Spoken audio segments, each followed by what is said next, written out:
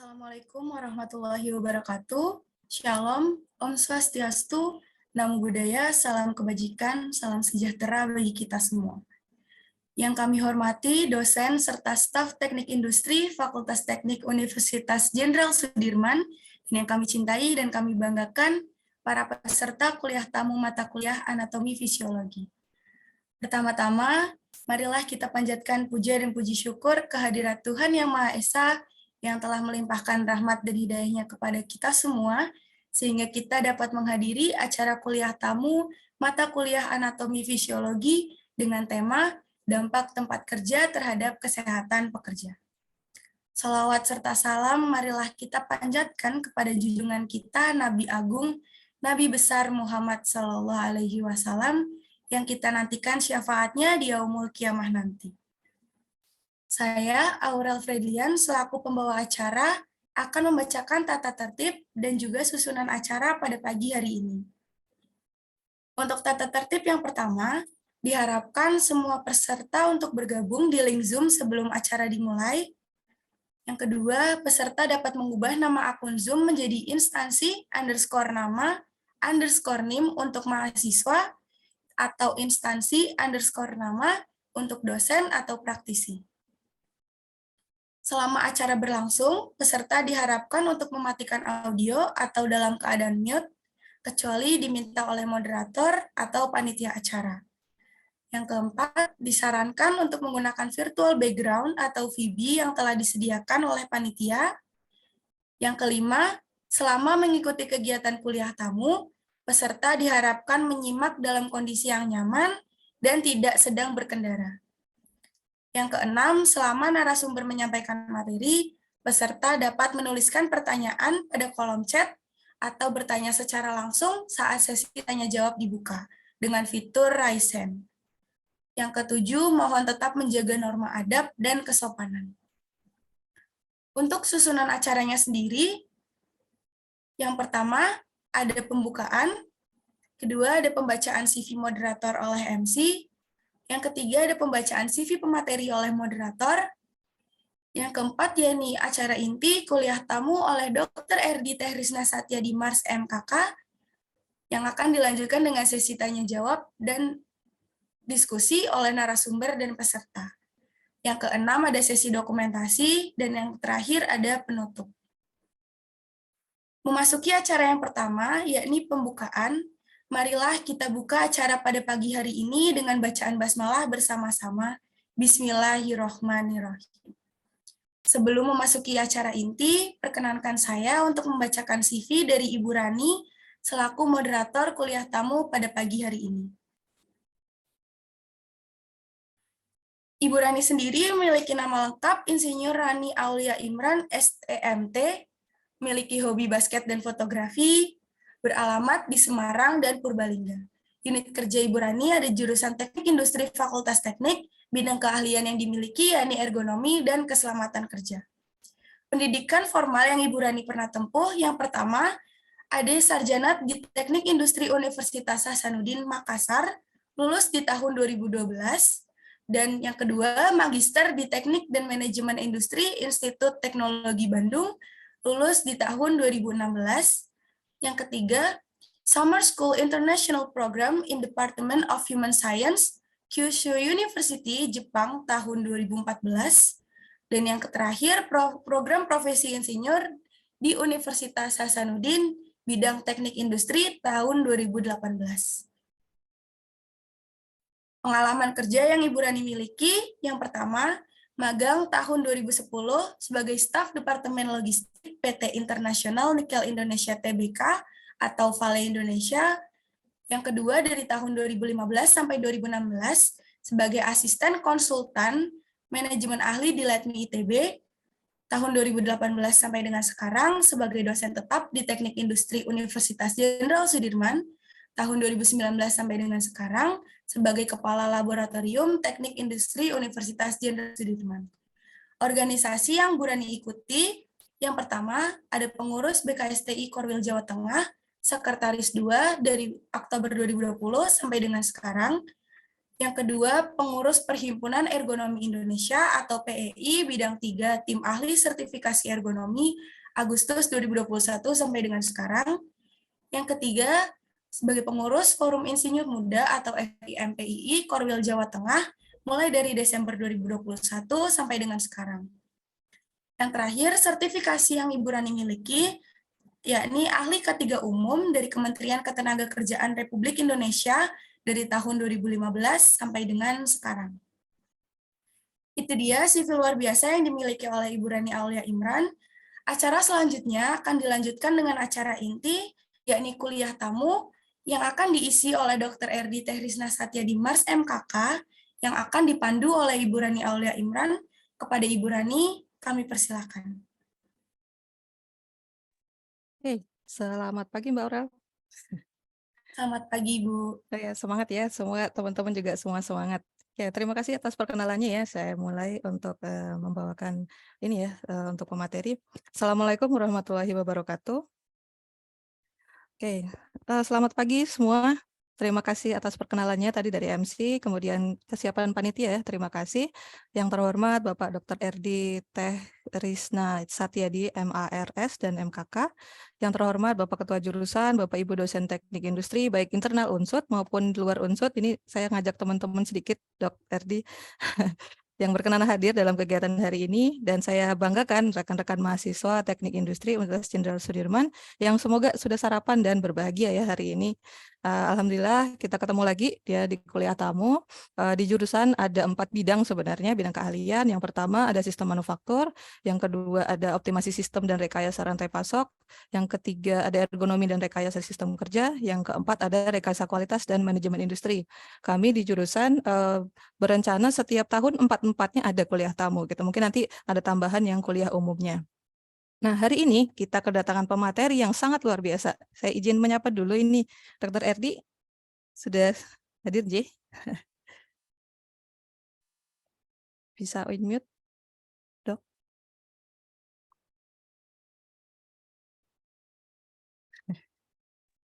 Oke, selamat pagi Bu Rani. Selamat pagi, Dr. Erdi. Sehat, Dok? Alhamdulillah.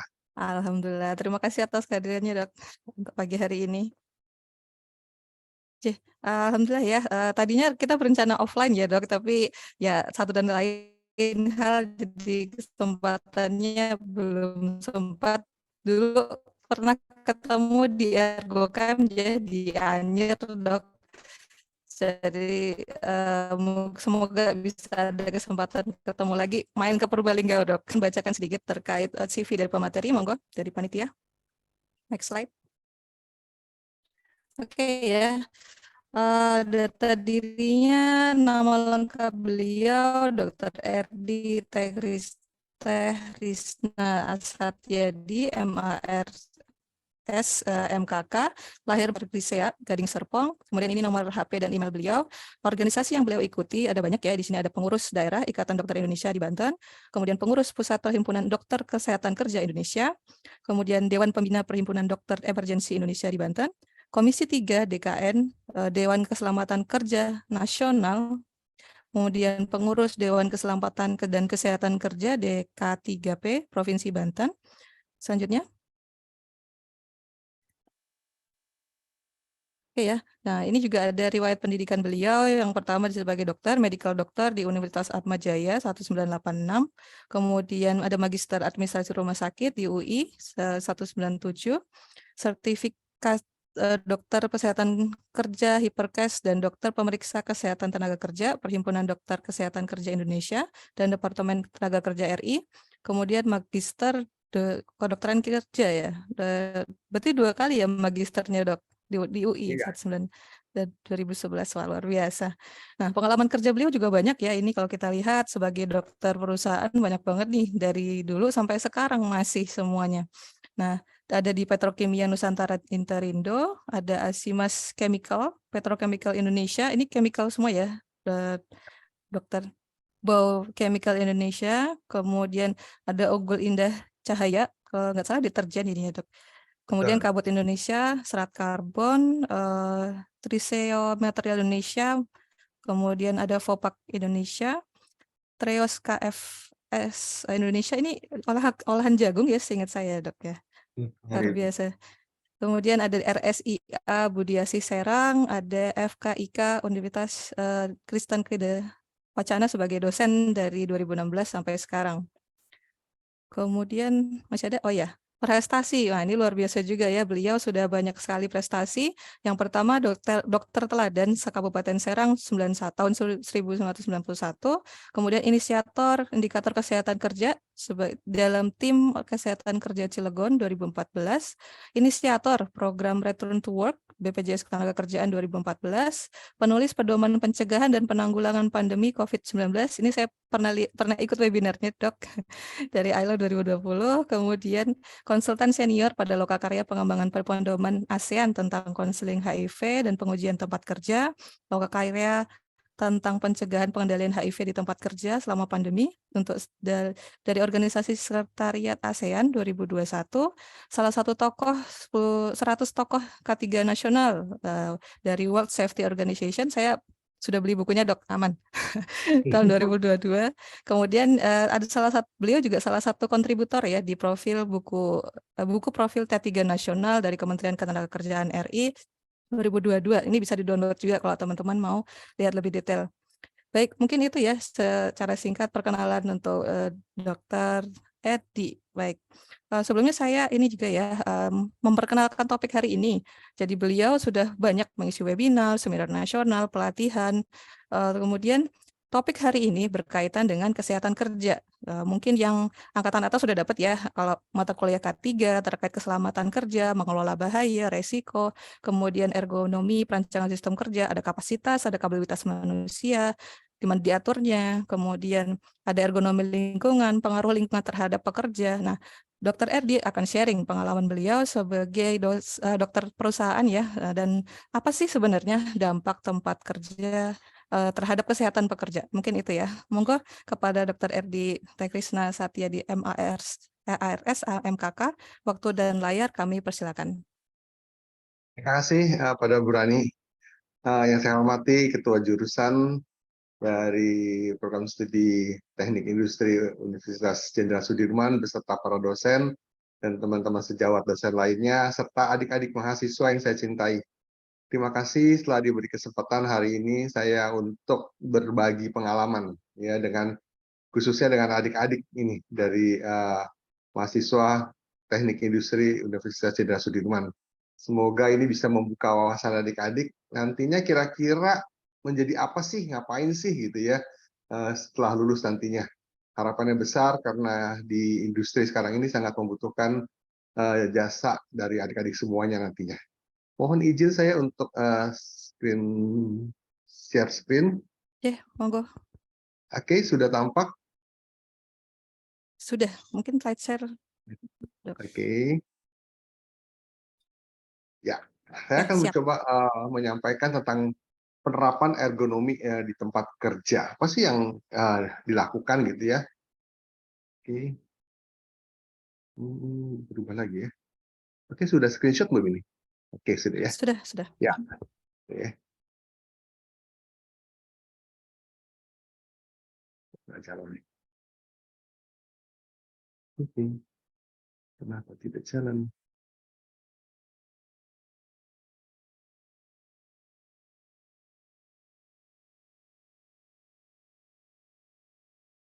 Bisa jalan. Kalau ada kendala mungkin bisa ini next, klik kiri, ya klik kanan ya, klik kanan next juga nggak bisa, Dok. Kenapa ini? Coba saya ulang ya. Saya ulang lagi. Maaf agak gaptek. Ya. Siap.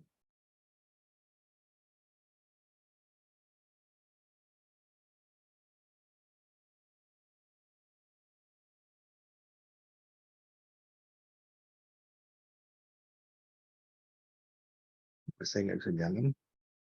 Terus saya coba kirim ke Bu Rani ya. Oh ya, boleh, Dok. Mohon maaf. Harus jalan.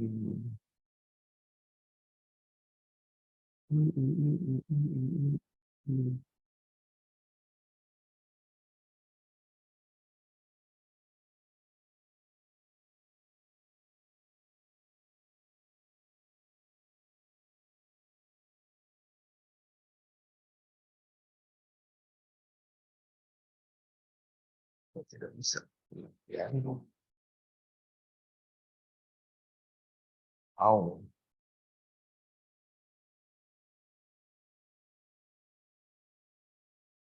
Kalau tidak bisa ke sini ke WA mungkin nggak apa-apa, Dok. Saya ulang sekali. HP nggak kepencet. Share Zoom, optimize, klik. Bisa begini.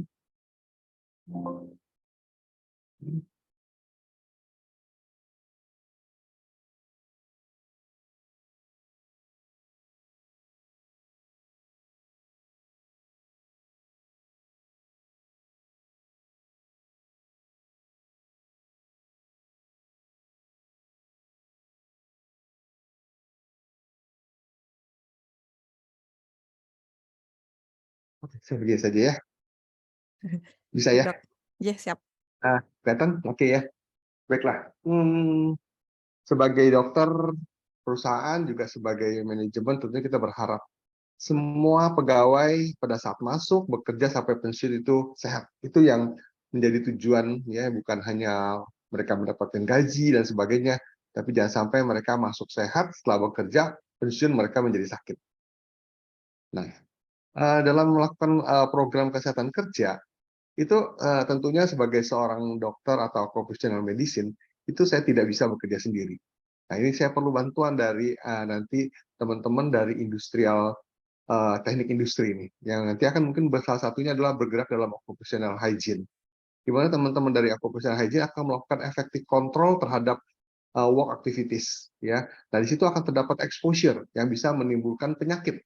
Nah, penyakit ini diketemukan nanti oleh tim medis nih, oleh saya sebagai dokter perusahaan. Jadi, dokter perusahaan nanti akan melihat ini ada penyakit, apakah berhubungan dengan pekerjaan enggak.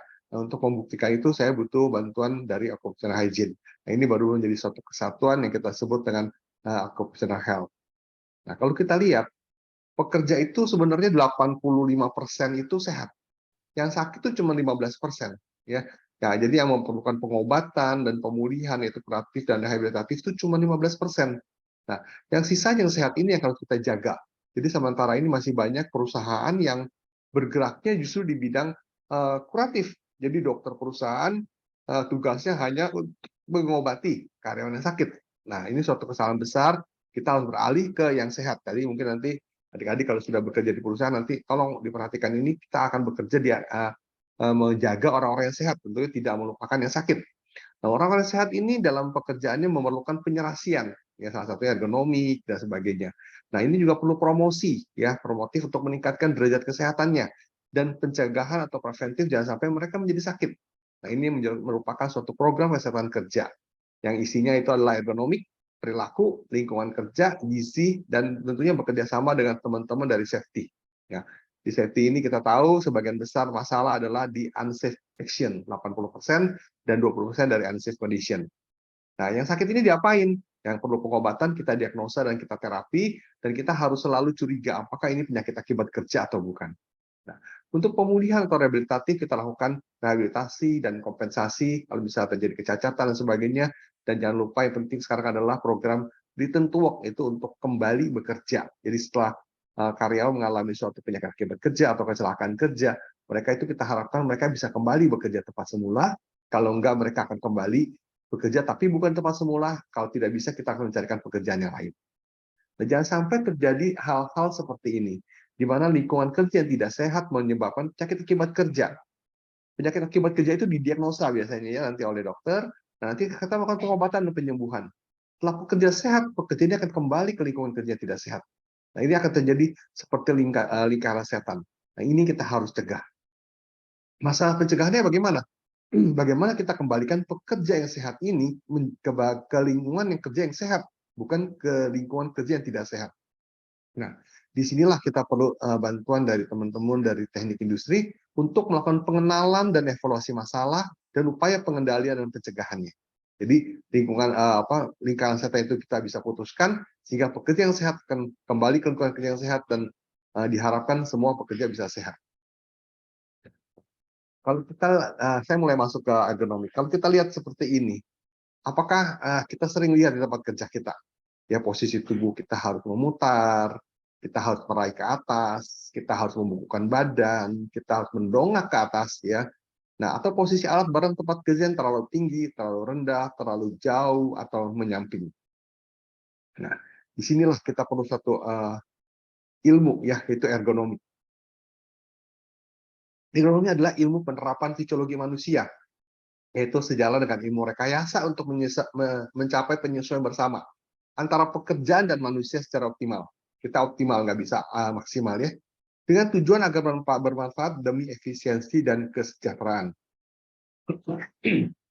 Tujuannya adalah kita untuk memperoleh kenyamanan, supaya mereka bisa bekerja dengan nyaman, dan kualitas produk yang lebih tinggi tentunya.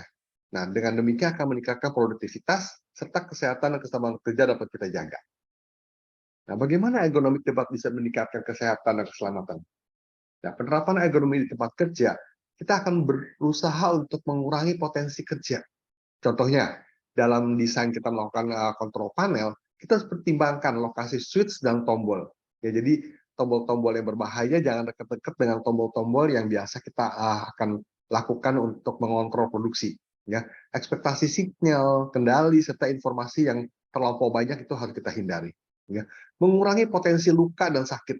Ya, ergonomik dapat mengurangi potensi luka atau sakit pada pergelangan, bahu, pinggang, dengan memperhatikan penempatan peralatan dan alat-alat kendali.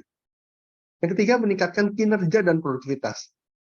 Kegagalan memperhatikan prinsip-prinsip ergonomik ya dapat menyebabkan hal yang serius ya, tidak hanya pada individu tapi juga kepada keseluruhan dari organisasi itu. Jadi saya kembali, keuntungan ergonomik kalau diterapkan di perusahaan adalah untuk menjaga keselamatan kerja, membuat pekerja menjadi lebih nyaman, dan menghindari, terutama yang paling banyak adalah cedera pada punggung atau yang kita sebut dengan LBP, ya low back pain, sehingga produktivitas kerja bisa meningkat. Nah, seberapa besar sih masalah dari musculoskeletal disease ini? Nah, ternyata MSDS ini masuk ke dalam 3 besar gangguan kesehatan kerja, ya. Dan prevalensi tinggi, tren meningkat di dunia. Di Inggris itu merupakan 40% dari penyakit PHK. Di Korea naik ya lebih dari 3 kali lipat, ya. Dan 43% sampai 87% LBP pada perawat hasil global itu diketemukan LBP. Jadi kalau kita lihat perawat-perawat kita sekarang nih imut-imut, sedangkan pasien-pasiennya besar-besar, obesitas. Nah, ini kita perlu melakukan juga rekayasa, mungkin dengan bantuan alat dan sebagainya, sehingga perawat-perawat kita yang imut-imut ini tidak mengalami low back pain dan akhirnya mengalami gangguan dari muskuloskeletal. Dan beban finansial dari PHK ini sangat meningkat. Ya, cost-nya itu mencapai 2,8 miliar US dollar. Ya, di Korea itu mencapai 6,9. Ya, kita di Indonesia ini belum dihitung oleh BPJS tenaga kerja ya. Karena di kita kalau ada LBP paling obat pertamanya adalah dipijit ya, makan obat menggelinu seperti itu. Nah, kita ini mungkin tugas dari BPJS untuk coba merekap berapa sih cost yang timbul dari penyakit akibat kerja khususnya dari musculoskeletal disease ini ya. Nah, absensi tertinggi di tempat kerja ya itu adalah akibat dari MSDS ini, dan kecacatan kasus dari musculoskeletal disease ini mencapai lebih dari 10%. Ya. Nah, di Indonesia belum tercatat dengan baik dan jarang dilakukan pemeriksaan pada medical check-up.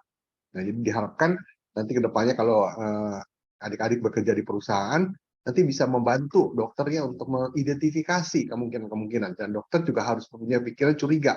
Kalau ada low back pain, apakah berhubungan dengan pekerjaan? Nggak, jangan sampai nanti menjadi lebih parah, menjadi penyakit hernia nucleus pulposus dan sebagainya. Ya. Nah, deteksi dini dari MSS ini perlu dilakukan. Ya. 82% pengrajin kerupuk mengeluh pegal pada kaki bahu. Ya. Nah, ini kita lihat memang kita punya UMKM ini kurang mendapatkan perhatian. Ya, kita selama ini hanya berfokus kepada di pabrik dan sebagainya.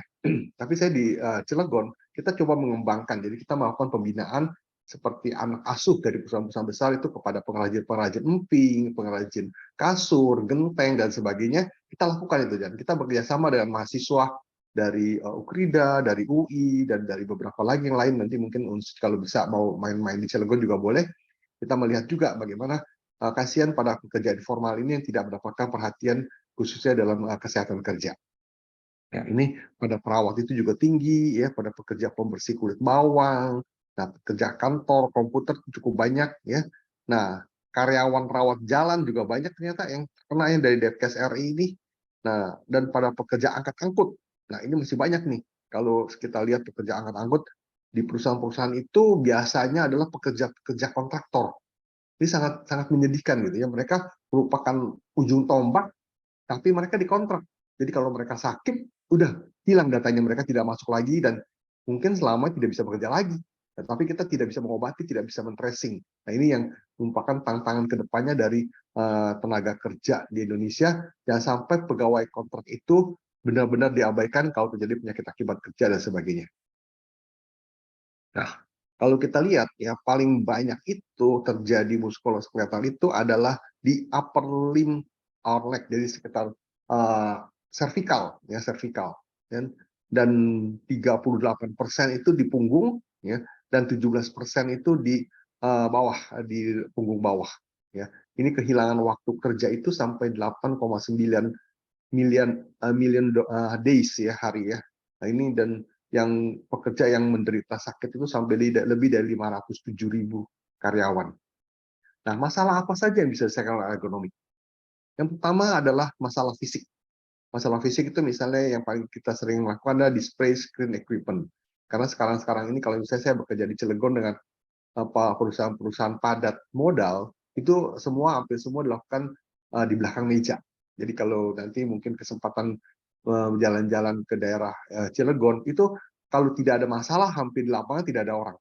Ya, tidak ada orang, tapi mereka bisa mengontrol semua melalui control room, jadi semuanya itu. Nah, di mana posisi layar tidak sesuai, terlalu tinggi, terlalu rendah, terlalu jauh, dan yang cukup salah persepsi, mispersepsi adalah sekarang banyak mereka mengganti ya desktop itu dengan laptop. Jadi sebetulnya hal yang salah karena dengan laptop mereka harus menunduk. Itu akan menjadi gangguan pada tulang belakang bagian atas ya, servikal, torakal itu akan terganggu. Kalau mereka bekerja lama lebih dari 6 jam nih biasanya yang pekerja-pekerja administrasi sebagai mereka tuh sebaiknya tetap menggunakan desktop. Yang laptop hanya digunakan bagi orang-orang yang mobile, misalnya trainer, sales dan sebagainya. Dan penempatan mouse terlalu jauh ya sehingga butuh stretching, kursi yang tidak disesuaikan dengan menggunakan posisi-posisi yang kagok gitu ya.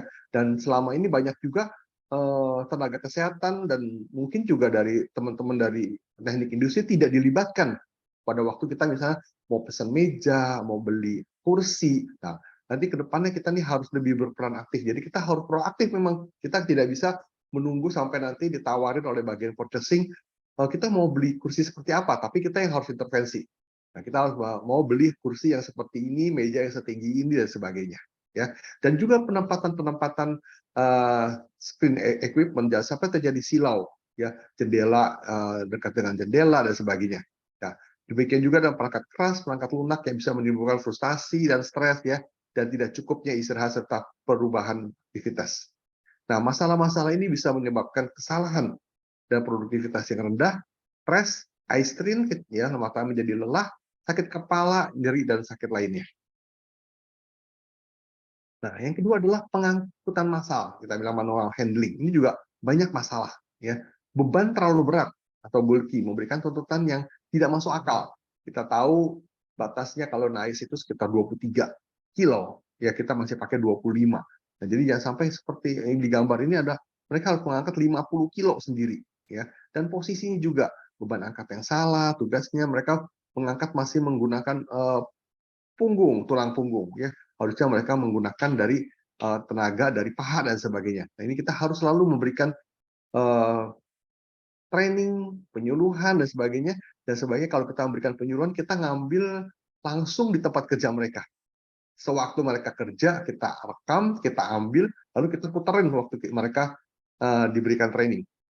Jadi kalau kita ambil contoh yang terlalu muluk-muluk, nanti mereka tidak merasakan pekerjaannya. Tapi setelah ini mereka melihat, oh iya ya, kalau saya kuat juga ya mengangkat 50 kilo.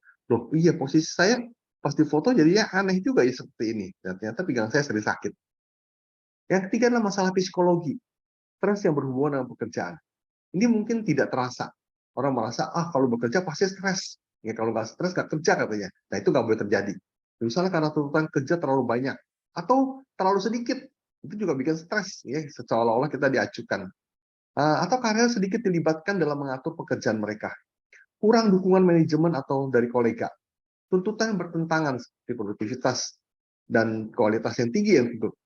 Kurangnya pengendalian risiko stres yang berhubungan dengan pekerjaan dapat menimbulkan sakit dan mengurangi kinerja dan produktivitas. Jadi ada 3 hal yang kita bisa intervensi. Nah, yang selanjutnya adalah mengatur hari kerja. Tidak memadainya waktu pemulihan antar shift. Nah, ini kita mesti pikirin. Di beberapa negara di luar negeri, kerjanya sekarang sudah bukan 5 hari lagi, tapi sudah 4 hari, ya, untuk memberikan mereka pemulihan, mereka bisa bersosialisasi, mereka bisa dekat dengan keluarga, dan ini mungkin akan terjadi juga di Indonesia. Kita harus persiapkan, ya. Penjadwalan shift yang buruk, nah ini juga harus diatur, dan sampai mereka kerja shift bentrok-bentrok dengan waktu istirahat mereka, sehingga mereka tidak mempunyai waktu untuk pemulihan dan beristirahat. Ya, juggling shift with domestic responsibilities, dan atau karyawan terlalu banyak kerja lembur. Nah, ini biasanya karena produktivitas meningkat dan perusahaan juga ingin tenaganya mengoptimalkan yang ada, mereka akhirnya membuat karya menjadi kerja lembur. Nah, hal ini berbahaya, bisa menimbulkan kemungkinan kecelakaan dan penyakit akibat kerja. Faktor-faktor yang berpengaruh dalam agama kerja ini ada 3, yaitu manusia, alat, dan lingkungan. Ya, nah manusia memerlukan skill, knowledge, dan kedisiplinan. Alat, kita harus lihat mesin, peralatan, dan alat pendukung yang bisa membantu proses produksi. Lingkungan, ada fisika, kimia, ya termasuk juga biasa kita biologi, ya psikologi, dan ergonomi jangan lupa, serta cara kerja dan prosedur SOP yang perlu kita perhatikan. Nah, ini berkaitan, ya, antara manusia dengan alat itu biasanya akan bisa menimbulkan penyakit akibat kerja, akan bisa menyebabkan penyakit kecelakaan kerja. Kalau manusia dengan lingkungan itu akan bisa menyebabkan penyakit akibat kerja. Alat dengan lingkungan biasanya bisa menyebabkan polusi atau masalah dari lingkungan kerja. Ya, ini 3 komponen yang selalu berpengaruh dalam produksi. Nah, penyakit akibat faktor ergonomi berupa gangguan dari work-related musculoskeletal disease, atau bahasa Indonesia kita gampang kita sebut gotrak, ya, gangguan otot rangka akibat kerja. Nah, ada beberapa kelompok yang rasa nyeri itu bisa pada ototnya, bisa pada tendon, bisa pada ligamen, dan pada sarafnya. Nah, terutama akibat aktivitas kerja yang bersifat repetitif, begitu terus diulang, ya. Aktivitas pekerja dengan postur yang salah atau posisi paksa. Nah, ini juga susah. Kadang-kadang mereka sudah menjadi kebiasaan. Jadi kadang-kadang kalau kita mau benerin malah jadi aneh gitu. Misalnya posisi duduk. Mereka tuh biasa duduknya nggak nyender, ya. Mereka selalu maju ke depan dan posisinya nggak enak miring. Tapi kalau kita beresin malah mereka merasa nggak nyaman karena sudah kebiasaan. Tapi kita harus usahakan jangan sampai terjadi masalah yang lebih lanjut nantinya, ya. Atau terjadi kontraksi statis. Nah, rasa nyeri ini dapat terjadi selama bekerja maupun pada saat istirahat. Jadi kita harus tanyakan pada mereka kalau mereka menderita sakit. Sakitnya kapan? Apakah pada waktu istirahat setelah makan siang, atau setelah pulang kerja, atau waktu mereka bangun tidur? Nah, kita harus pertimbangkan hal-hal seperti itu. Nah, gejala gangguan muskuloskeletal pada leher, lengan, dan bahu. Nah, pertama adalah kelelahan, fatigue. Yang terjadi kaku leher, nyeri pada lengan, jari-jari, gerakan kurang koordinasi. Dan gejala kronisnya adalah nyeri berkepanjangan pada bahu, lengan, dan jari-jari. Rasa baal, kesemutan, letih, kaku leher, atau menjadi hipersensitif, ya. Jari-jari menjadi dingin, kelelahan pada saraf, yaitu kelelahan pada seluruh badan. Nah, ini harus kita temukan pada waktu melakukan medical check-up. Jadi waktu medical check-up itu hal-hal ini penting. Jadi kita sering salah kaprah waktu medical check-up. Yang kita lakukan adalah periksanya fokusnya malah ke kolesterol, asam urat, gula darah. Nah, sebetulnya penyakit-penyakit itu tidak ada hubungan secara langsung dengan penyakit akibat kerja. Nah, makanya kalau saya melakukan medical check-up, saya akan minta kepada provider untuk melakukan pemeriksaan neurologis. Ya, itu pemeriksaan simpel, misalnya tunnel segala macam, ya, untuk menemukan gangguan-gangguan pada jari-jari dan sebagainya. Itu kita harus lakukan, dan juga melakukan anamnesa, menggali penyakit-penyakit yang ada. Itu sangat penting pada waktu kita melakukan medical check-up. Nah, ini contoh-contoh yang sering terkait ergonomi kerja. Misalnya kalau kita angkat beban angkat yang terlalu berat atau posisi yang salah, itu biasanya menimbulkan HNP. HNP itu hernia nucleus pulposus, di mana dia punya bantalan dari tulang belakang itu akan menonjol dan menekan saraf. Ya, biasanya gejalanya akan ke bawah dan menjalar dan sebagainya. Yang paling banyak adalah low back pain, ya. Dan kalau ngangkatnya terlalu berat akan terjadi hernia atau bahasa awamnya turun brok, gitu ya. Nah, cara mengangkat yang salah akan menimbulkan trauma pada otot dan sendi. Posisi kerja yang tidak ergonomis menyebabkan penyakit-penyakit muskuloskeletal. Gerakan-gerakan yang repetitif, ya, misalnya membuka baut dan sebagainya, itu menyebabkan carpal tunnel syndrome. Kontraksi yang statis menyebabkan otot-otot menjadi lelah, menjadi pegel, mialgia, nyeri otot dan sebagainya. Nah, ini kalau kita lihat dari pengobatan pasien, ini sangat banyak. Makanya di tempat saya bekerja, pasien yang sakit itu diminta untuk, kalau mereka berobat di klinik, kita tahu penyakitnya. Tapi kalau mereka berobat di luar, itu kita harus coba men-trace, ya, men-tracking sakitnya apa gitu. Jadi saya minta dokter untuk membuatkan diagnosa. Ya, biasanya kita punya lembaran yang diisi. Jadi kalau mereka mau mereimburse, mereka dokter di luar itu harus mengisi diagnosa penyakit ini apa pasien ini. Jadi kalau dia sering-sering penyakit nyeri otot, sering pegel linu, nah kita harus curiga ada masalah dengan pekerjaannya. Nah, tapi ini juga tidak mudah, apalagi dengan BPJS sekarang. Tentunya BPJS kita susah untuk minta mereka membuat resume medis seperti ini. Ya. Nah, penyakit-penyakit yang terkait ergonomik, biasanya walaupun secara tidak langsung akibat faktor lingkungan, itu suhu panas. Nah, kita tahu saat-saat ini sangat panas, ya. Suhu di Cilegon itu rata-rata 37-38, biasanya 33. Nah, itu bisa menyebabkan heat stress, heat cramp, heat exhaustion. Nah, ini semua juga harus dijelaskan kepada karyawan. Jadi kita harus, kalau di sini dokter akan ikut pada toolbox meeting setiap hari, mereka hanya ngomong sekitar 10 menit apa yang mereka melakukan kerjaan sehari-hari, dan kita ingatkan nih, suhu lagi panas nih, ayo jangan lupa pakai pakaian yang tangan panjang dan sebagainya, kalau perlu beli sunblock dan sebagainya, jangan lupa minum yang cukup gitu ya, sampai Anda pingsan. Nah, itu juga disampaikan. Suhu dingin, frostbite, di pekerjaan chemical itu ada beberapa bahan kimia yang harus menggunakan bahan kimia yang disimpan di suhu minus 20 derajat. Dan mereka di situ harus bekerja di suhu minus 20 derajat untuk mencampur, meracik ya bahan-bahan kimia itu juga berpotensi untuk terjadinya frostbite. Vibrasi, getaran bisa menyebabkan penyakit rhinitis. Nah, yang sering kita tidak sadari itu misalnya pekerja-pekerja yang menggunakan forklift, itu vibrasinya seluruh tubuh gitu, ya, getarnya seluruh tubuh. Itu juga harus kita perhatikan. Pencahayaan, nah ini kita perlu melakukan pengukuran luxmeter dan sebagainya yang bisa menimbulkan gangguan visus, sakit kepala dan sebagainya. Nah, untuk faktor lingkungan psikis, ya, monotomi, kerjaan yang begitu aja, itu menyebabkan kebosanan. Maka sebaiknya kita mengadakan rotasi, ya, supaya mereka bisa melakukan suatu kompensasi, tidak menjadi monoton. Nah, ini juga termasuk pekerjaan-pekerjaan di ergonomik. Ya, kalau mereka ada pekerjaan rangkaian produksi, itu pasti ada. Misalnya mereka dari mengisi karung, lalu mereka harus memindahkan, mengangkat dan sebagainya, itu kita rotasi setiap 2 atau 3 jam supaya mereka tidak monoton dan juga menggerakkan seluruh organ tubuh.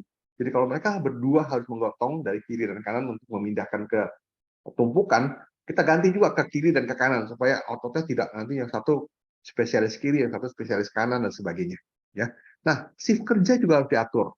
Jadi saya bilang kepada teman-teman yang kerjanya shift, kalian tuh orang-orang yang nggak normal, sehingga kalian dikasih tunjangan shift. Ya, mungkin ada dikasih tahu kalau kerja di pabrik ada tunjangan shift tuh, itu cukup lumayan. Jadi kalau mereka kerja disuruh kerja daily, ya itu mereka karena ngeluh pengen shift gitu, karena dapat tunjangan shift.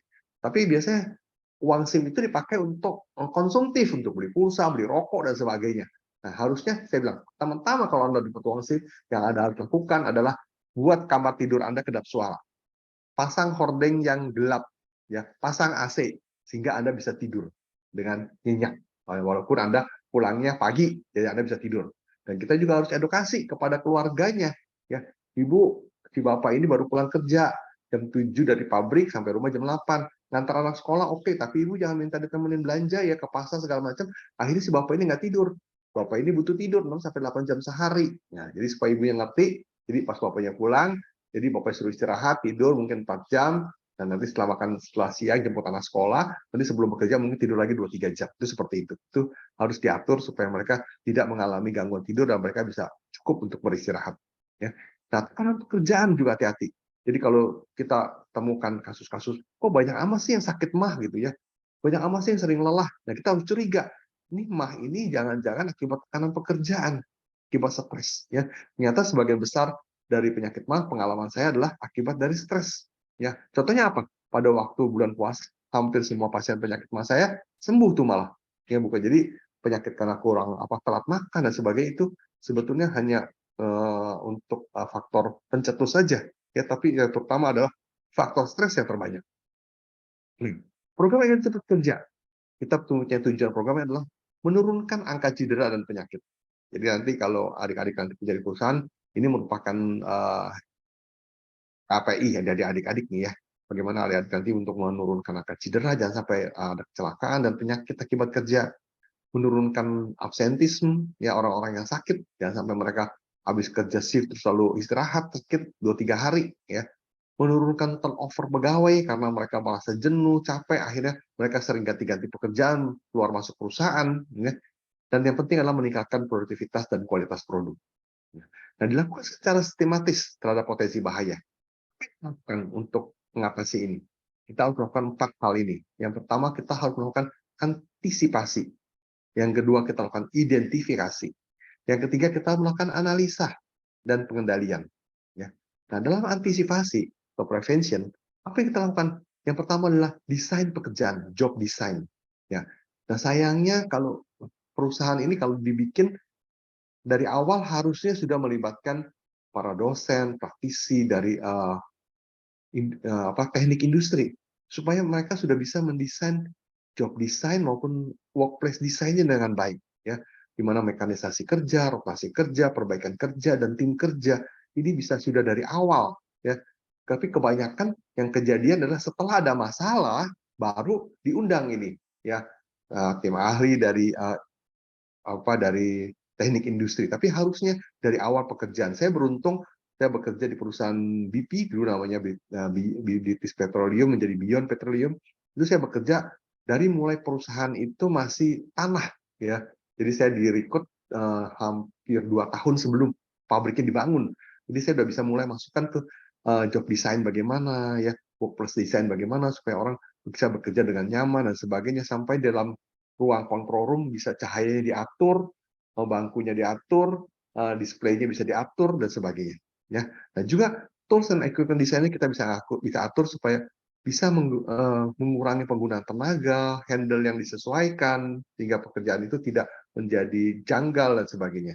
Dan yang paling penting adalah SOP untuk meningkatkan keamanan dan performance industri.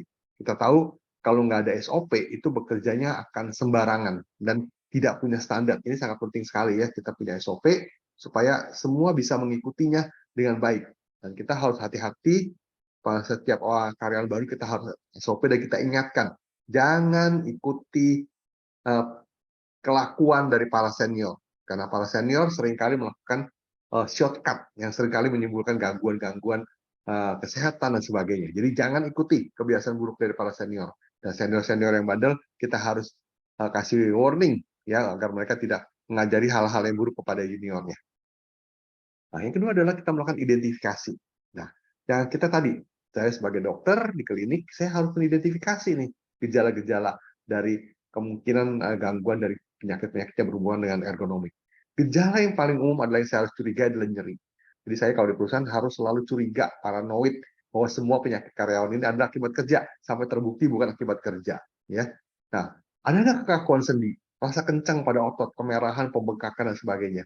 Ya, rasa seperti ditusuk jarum, ya rasa kesemutan, perubahan warna kulit menjadi lebih biru, pucat, ya penurunan keringat pada tangan dan sebagainya. Ini kita harus waspadai. Jadi kita harus punya medical record yang baik supaya kita bisa tracing. Ya, kita bisa tracing. Ini ada hubungannya enggak? Jangan sampai kita biarin penyakit ini berlanjut. Oh ini nggak apa-apa, pegalinu, ternyata sih udah berlanjut. Bisa sampai selama 6 bulan ini begini terus. Nah, harusnya sudah curiga. Jadi kita perlu waspadai, jangan sampai tadi kita lihat slide yang awal-awal, dan sampai lingkaran setan itu terjadi terus-menerus. Kita obati pasien baik lagi dengan gejala yang sama. Nah, salah satu tools-nya kita menggunakan body discomfort map. Jadi kita kasih tanda ya, bagian-bagian mana yang mereka merasa kesemutan dengan kode-kode XXX ya, yang Baal pakai VVV misalnya ya. yang pegal-pegal pakai garis strip-strip, yang jadi kita kasih warna hitam. Nah, supaya kita nanti punya, jadi setiap kali mereka berobat, kalau mereka mengeluh nyeri dan sebagainya, kita kasih tanda tempatnya di mana, ya, dan sama nggak, berulang-ulang nggak tempatnya. Ya, kalau sudah mulai berulang-ulang, apalagi kita temukan pada karyawan-karyawan dengan departemen yang sama, kita harus curiga ini kemungkinan ada penyakit akibat kerja. Ya, nah kita juga bisa menggunakan Nordic Body Map ya untuk menjaring keluhan dari muskuloskeletus. Ya, kita klarifikasi keluhannya dengan pemeriksaan fisik seperti untuk low back pain, CTS, Development dan lain-lainnya. Nah, kita kasih nilai ini lebih spesifik dari tadi ya. Kita lebih dengan Nordic kita lebih spesifik dan kita bisa cari nanti penyebabnya apa dan kita lebih tahu severity-nya di mana. Ya. Nah, kita juga bisa melakukan musculoskeletal disorder dengan secara simple. Jadi kita bisa langsung kita gambarkan yes no. Nah, ini biasanya lebih gampang ini, ya. Dan juga kita identifikasi. Ya, dan setelah kita temukan, nah saya biasanya harus bicara nih dengan teman-teman dari teknik industri ini. Teman-teman, tolong dong bantu dong. Kenapa di departemen ini kok banyak masalah seperti ini ya gitu. Nah, nanti kita bekerja sama. Nah, teman-teman teknik industri kan mempunyai ilmu yang lebih banyak nih untuk menggali yang di lapangan. Nanti teman-teman akan lihat nih, proses kerjanya bener nggak sih? Gitu. Manual handling-nya bener nggak sih? Kerjanya banyak repetitif nggak? Sarana kerjanya gimana? Ada vibrasi nggak? Diukur dan sebagainya. Nah, ini tentunya saya nggak bisa kerja sendiri. Nah, ini kita perlu bantuan dari teman-teman dari teknik industri, ya khusus adik-adik nanti yang bekerja di perusahaan. Ya. Nah, kita lihat faktor resiko ergonomi kerjanya. Nah, posisi kerja terfiksasi dan penuh tekanan fisik enggak? Gerakannya repetitifnya berkelanjutan enggak? Kekuatan terkonsentrasi pada bagian kecil anggota badan nggak? Bisa pada tangan dan pergelangan tangan saja. Yang lain nggak terlalu, tapi di situ yang menjadi berat. Ya. Atau ritme dan kecepatan kerja tidak cukup untuk pemulihan rest di antara gerakan. Itu banyak tuh pekerjaan-pekerjaan yang menggunakan roda berjalan tuh karena mereka nggak sempat istirahat. Kalau istirahat lewat nantinya begitu. Itu juga kita harus perhatikan. Nah, kita identifikasi juga postur kerja yang tidak nyaman. Bisa desain tempat duduk yang buruk. Saya kemarin dapat kasus, dia selalu pegel gitu. Ternyata setelah saya lihat ke lapangan, dia tempat duduknya enak. Tapi masalahnya dia yang nggak normal. Dia punya tinggi 185. Sedangkan teman-teman yang lain tingginya 165 sampai 170. Sehingga mejanya karena di-set bersama-sama dalam suatu ruangan, itu sudah tidak bisa berubah lagi gitu. Dia kasihan dia akhirnya seperti jerapah ketinggian, posisi yang nggak enak dan sebagainya. Jadi caranya bagaimana? Cara yang paling mudah adalah saya pindahkan posisi. Tadi dia posisinya adalah di tengah-tengah meja, saya pindahkan di ujung meja supaya dia bisa lebih menggerakkan tubuhnya lebih nyaman dan sebagainya. Itu sementara. Ya, dia minta ganti kursi, ya kursi sudah bagus. Kalau dia mau angkat meja nanti akan jomplang dengan yang lain. Jadi kita harus cari dalam memberikan suatu advice, kita nggak bisa cari yang muluk-muluk, tapi kita cari yang bisa dilakukan oleh manajemen, kalau bisa tanpa biaya. Ya, kalau kita terlalu muluk harus begini beli alat dan sebagainya, biasanya manajemen nggak usah kayak pakar ini mah kita juga tahu begitu harus beli, tapi bagaimana kita memberikan advice yang efisien dan efektif. Ya, nah berdiri terlalu lama, menjangkau terlalu jauh, mempertahankan posisi statis dalam periode lama, dan faktor lain penerangan tidak memadai sehingga mereka harus dekat dengan objek dan sebagainya. Nah ini kita identifikasi postur kerja dan lingkungan kerja tidak nyaman tadi. Untuk identifikasi repetitif, ya kita perhatikan pekerjaan dengan tingkat repetitif yang tinggi. Ya, ini merupakan gerakan repetitif merupakan faktor risiko terkuat dari gangguan dari nyeri dan sebagainya. Ya, posisi badan terfiksasi dan mengeluarkan tenaga adalah faktor risiko tambahan. Aktivitas kerja yang terus-menerus berisiko terjadi kelelahan dan cedera atau injury. Jadi kalau dia udah lelah, konsentrasi turun, hati-hati. Ya, terjadi injury atau otot-otot yang terlalu lelah juga bisa menyebabkan otot-otot itu mengalami injury. Nah, kekuatan dan tenaga. Makin banyak upaya mengeluarkan tenaga, makin banyak kerja otot. Ini makin menambah lama waktu pemulihan recovery-nya. Kelelahan makin cepat pada kerja-kerja yang repetitif. Tenaga yang dibutuhkan tergantung pada berat objek dan perkakas yang kita pakai. Bentuk perkakas kerja yang tidak diselaraskan dengan posisi terbaik pada pergelangan tangan akan menambah besar tenaga yang diperlukan. Nah, ini juga suatu kesalahan, jadi kadang-kadang kita pakai alat-alat import. Kayak seperti saya bekerja di perusahaan asing, ini alat-alat import nih. yang biasa dipakai oleh orang-orang bule yang badannya gede, tenaga besar, nah dipakai oleh orang Indonesia yang kecil-kecil, imut-imut gitu. Nah ini nggak cocok nih gitu. Nah, kita harus melakukan satu modifikasi. Jadi ingat, yang dimodifikasi itu alatnya, bukan orangnya. Ya, kalau orang-orangnya dimodifikasi nanti sakit malah. Jadi alatnya kita sesuaikan dengan orangnya, bukan orang menyesuaikan dengan alat. Ya. Nah, kerusakan dan kurangnya pemeliharaan perkakas meningkatkan juga penggunaan tenaga yang dilakukan oleh pekerja. Jadi maintenance itu perlu. Ya, jangan sampai alat itu menjadi susah digerakkan karena nggak ada kurang oli dan sebagainya. Nah, kecepatan kerja juga berpengaruh. Sejumlah waktu yang harus disediakan istirahat dan pemulihan itu harus disesuaikan. Ya, jadi makanya perlu satu rotasi. Jadi dari kerjaan repetitif kita mungkin pindahkan ke kerjaan yang menjadi agak lebih santai gitu. Nah ini kita harus melihat bagaimana rotasi kerja. Timing dan kecepatan tidak terganti, yang tidak terkendali ya pada assembly line, misalnya orang-orang yang bekerja pada jalur-jalur yang otomatis gitu ya, dan meningkatkan stres, tegangan otot, fatigue, dan penyakit-penyakit muskuloskeletal. Pada dasarnya, manusia ingin bekerja pada kecepatan bervariasi untuk waktu yang berbeda dalam satu harinya. Nah, jadi ini buat teman-teman di teknik industri, nah ini yang kita harus lakukan supaya mereka bisa bekerja dengan nyaman, dengan variasi kerja yang cukup, dan sebagainya. Tapi kadang-kadang sulit, karena di beberapa perusahaan memerlukan tenaga kerja yang spesifik, yang spesialis gitu. Jika kerjaannya cuma itu. Nah, sebetulnya itu kurang baik. Jadi sebaiknya mereka bisa dirotasi hingga mereka bisa melakukan pekerjaan-pekerjaan lebih variasi. Nah, kita perlu juga mengidentifikasi lingkungan, ya, temperatur dan vibrasi. Tempat kerja yang terlalu panas, lembab, ya, itu menimbulkan rasa lelah lebih cepat dan kecenderungan cedera lebih meningkat. Temperatur yang dingin menurunkan fleksibilitas, cenderung meningkatkan cedera. Getaran mempengaruhi tendon, otot, sendi, dan saraf. Kita tahu sendi-sendi, otot-otot kita, saraf-saraf ini nggak ada bautnya gitu. Dan tadi kalau dipakai berlebihan, itu nanti akan berubah posisi dan sebagainya. Ya. Menggunakan peralatan bergetar, rasa kesemutan pada jari-jari, kehilangan rasa sentuhan, pegangan tangan, dan sebagainya, ini juga kita harus perhatikan. Nah, pada waktu pemeriksaan medikit CAP, sekali lagi saya tekankan, perlu adanya pemeriksaan neurologis, baik motorik maupun sensorik. Ya, ini kita harus ingatkan pada provider. Biasanya kalau nggak diingatkan, mereka tulisnya paling tensi, tinggi badan, berat badan, ya, dan sebagainya. Betulnya nggak terlalu penting gitu. Tapi yang penting pada pemeriksaan di perusahaan adalah pemeriksaan neurologis, motorik, dan sensorik, supaya kita bisa mendeteksi secara dini kemungkinan penyakit-penyakit akibat kerja. Nah, ini juga ada beberapa tools yang kita gunakan yang mungkin sudah para dosen pasti sudah apa, adik-adik juga mungkin sudah tahu ya.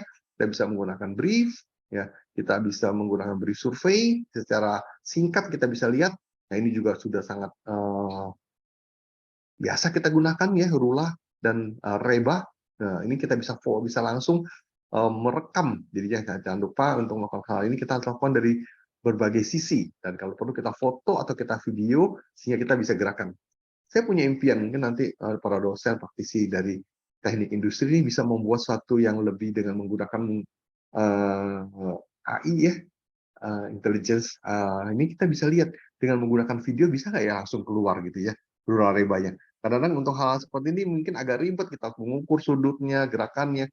Saya bayangin kalau dibikin video dengan aplikasi tertentu, lalu langsung keluar angka Rula Rebanya, alangkah bahagianya saya dokter perusahaan. Ya. Nah, analisa. Bagaimana kita menganalisis? Tadi setelah kita melakukan antisipasi, kita identifikasi, kita harus menganalisa. Nah, proses timbulnya gangguan muskuloskeletal. Bagaimana bisa timbul dari gerakan repetitif, posisi yang paksa, ya, kontraksi yang statis, itu akan menimbulkan suatu kontraksi ya terus-menerus pada leher, bahu, lengan, punggung untuk mempertahankan posisi tubuh. Ya, itu akan menghambat aliran darah. Nah, aliran darah itu penting untuk memberi makan, memberi oksigen. Nah, itu menyebabkan kelelahan otot kalau dia terhambat. Nah, jadi akan timbul gejala-gejala kekakuan nyeri, rasa seperti tertusuk, dan sebagainya. Nah, ini yang terjadi pada pasien-pasien yang mengalami gangguan dari muskuloskeletal akibat posisi ergonomik yang kurang baik. Nah, elemen utama struktur tubuh terkait ergonomik. Tulang. Fungsinya adalah menjaga seluruh tubuh. Ya, kerusakannya bisa patah, bisa radang, bisa kapuran, bisa osteoporosis. Jadi faktor usia juga kita harus perhatikan. Ya, ligamen ini yang menghubungkan antara tulang dengan otot, ya, pengikat antar tulang ya. Ini kita kerusakannya bisa terjadi stretching, sprain, hernia, ruptur atau robek, pecah. Ya. Nah, pada sendi, hubungan antara tulang dan pelumasannya, ini bisa jadi peradangan, inflamasi, ya, degenerasi, mengalami radang, artritis, kerusakan akibat kerusakan dari ligamen tadi, pengikat antar tulang. Kalau dia kendor, itu akan membuat tulang itu menjadi sendi, ya itu tidak menjadi stabil dan sebagainya. Ya, otot rangka, ya kontraksi untuk menggerakkan dan membatasi gerakan tubuh. Nah, bisa terjadi stretching yang terlalu keras, sprain, fatigue, wasting, ya, layu, spastik, dan kram. Nah, tendon, penghubung otot ke tulang. Ya, jadi kalau ligamen pengikat antara tulang, kalau tendon itu otot ke tulang, ya bisa menjadi radang dan pada tendon maupun pembungkusnya, bisa menjadi fasciitis dan sebagainya. Nah, pembuluh darah ini penting karena mereka yang mengangkut makanan, oksigen, dan sisa metabolisme untuk dibuang. Nah, ini bisa menyebabkan kalau terlalu banyak berdiri, pembuluh darah bisa mengalami varises, mengalami penyempitan, hambatan aliran darah, ya. Ya, kalau kita bisa pada renal itu menjadi white finger, ya akibat vibrasi bisa terjadi hal seperti itu. Nah, saraf ini yang menghantarkan signal dari dan ke otak. Jadi bolak-balik itu signalnya seperti aliran listriknya itu saraf. Ya. Nah, kalau dia tertekan atau terjebak misalnya pada carpal tunnel syndrome, itu bisa menyebabkan nyeri, baal, mati rasa, bahkan kalau lama-lama itu menyebabkan atrofi. Jadi otot-ototnya menjadi mengecil dan sebagainya. Nah, ini yang kita perhatikan. Tapi buat adik-adik mungkin ini tahu aja. Ini adalah tugas dokter. Tapi nanti adik-adik nanti kalau di lapangan, nanti kalau di perusahaan, nanti harus lihat, oh, ada nggak hal seperti ini. Nah, ini jangan-jangan berhubungan. Nanti mungkin dokternya atau perawatnya nggak mendeteksi. Nah, ini harus diingetin hal-hal seperti ini. Ya. Nah, dan terakhir adalah bagaimana pengendaliannya pada tempat kerja, yaitu bagaimana kita mengendalikan lingkungan kerjanya, tadi suhu, vibrasi, cahaya, dan sebagainya. Peralatannya ya, tool dan equipment, kondisi kerjanya, pencatatan dan pelaporan itu penting karena kita bisa tracing dari situ, dan penanganan kasus atau treatmentnya. Kalau ada kasus, bagaimana kita menangani kasus itu, dan kita seperti kasusnya ini kita harus lakukan seperti COVID misalnya ya. Jadi kalau ada yang positif satu, kita harus cari temennya ada yang seperti ini enggak.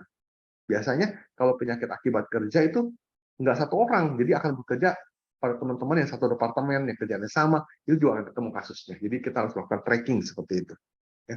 Nah, pada tempat kerja terdapat tempat yang logis dan tetap untuk semua material perkakas sesuai dengan penggunaan. Jadi kalau bisa semua teratur, kita dengan 5S ya, jas simpannya jangan berantakan, kita tahu mau ngambil apa di situ supaya nggak stres nanti mau cari obeng di mana, mau cari kunci ini di mana. Jadi kita tempatnya yang logis, statis, dan tidak berubah-ubah. Ya. Nah, perkakas material pengendali harus ditempatkan letak dekat dengan titik pengguna untuk menghindari jangkauan yang tidak perlu. Jadi kalau mereka mau bekerja, mereka kumpulin dulu alatnya. Dan sampai alatnya ada di sebelah sini, sebelah sana, mereka harus menjangkau kiri kanan lebih jauh atau berputar. Ya.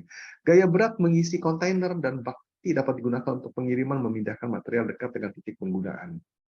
Kalau perlu, tempat kerja saya itu forkliftnya sampai naik ke dalam kontainer untuk mengurangi beban kerja daripada yang mengatur susunan-susunan karung-karung di dalam kontainer itu. Ya. Menjatuhkan satu materi memerlukan waktu dan usaha minim, tetapi dapat melukai dan menimbulkan suatu masalah terhadap pekerjaan sekitarnya. Nah, jadi hati-hati dan sampai kita menggunakan alat-alat yang bisa di ketinggian, lalu tiba-tiba objeknya jatuh, wah itu bahaya nantinya ya. Nah, perlengkapan harus dibuat untuk menciptakan kondisi yang memadai untuk melihat ukurannya, kontrasnya, keterangan, gerakan. Kita tahu untuk objek-objek dengan ukuran tertentu kita butuh penerangan yang lebih terang dan sebagainya. Tapi kalau terlalu terang itu juga akan membuat gangguan menjadi silau. Kalau terlalu gelap akan menjadi mata lebih lelah, fatik dan sebagainya. Ya. Tinggi tempat kerja, kursi harus diatur sedemikian rupa sehingga ada kemudahan untuk mengubah antara berdiri dan duduk, dan juga kalau bisa mereka tidak dilayani. Sekali lagi tidak dilayani. Jadi kalau mereka mau ambil air, minum, ngambil sendiri. Jadi supaya mereka mau bergerak ya, sampai mereka duduk terus. Cuman istirahat makan siang setengah sampai 1 jam, duduk lagi di situ. Jadi mereka biar berjalan dan sebagainya. Dan jangan lupa pada lingkungan kerja seperti office itu suhu biasanya dingin, yang mereka biasanya tidak mau minum.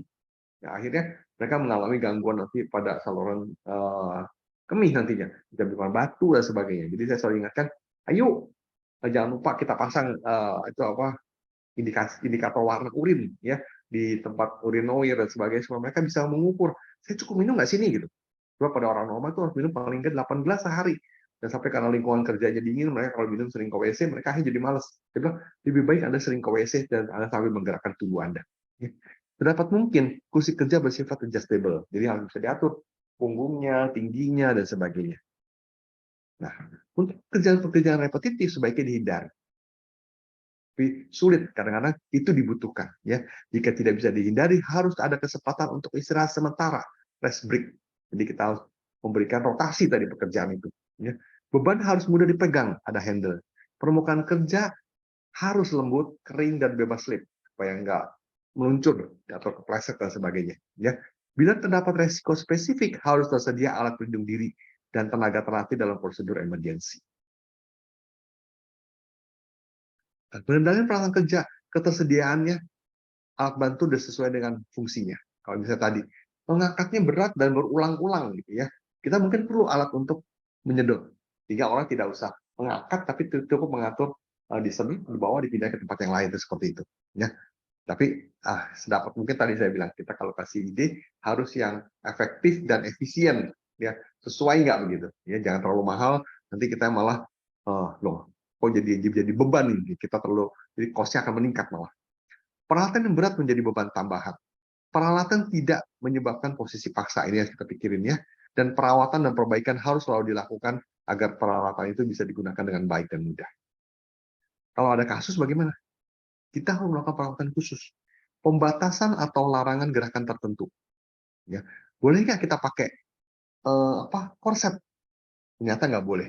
Ingat ya, di MAIS kita tidak boleh untuk pekerja-pekerja yang mengangkat berat, kita menggunakan korset, itu nggak boleh. Kenapa? Kalau mereka menggunakan korset, akhirnya mereka menjadi over confidence, sehingga mereka merasa, saya udah pakai korset pasti aman. Padahal korsetnya sudah lama dipakai, dia menjadi kendor dan sebagainya. Jadi tidak dianjurkan memakai korset dan sebagainya, karena itu bisa menyebabkan cedera yang lebih parah. Ya. Nah, pemberian kompres panas atau dingin. Ya. Panas akan meningkatkan aliran darah. Es akan mengurangi nyeri dan pembengkakan. Jadi kalau ada trauma atau pada injury pertama, ya pada otot dan sebagainya, yang pertama diberikan adalah es, bukan panas. Kalau kita berikan panas, itu nanti akan terjadi peningkatan darah, jadi bengkak, merah dan sebagainya. Jadi kalau misalnya kita kebentur aja, sering kan yang jadi biru gitu. Nah kita ingatnya apa? Oh kompres panas gitu. Jangan, nanti akan jadi biru semua melebar.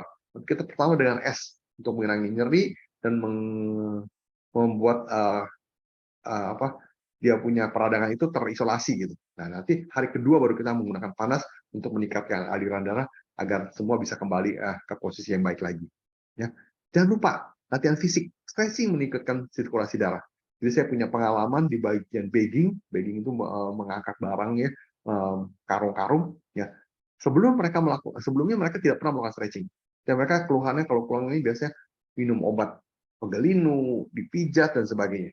Tapi saya minta mereka stretching lah 5 menit pertama. Ya, dan kalau bisa mau pulang juga stretching lakukan 5 menit. Ya.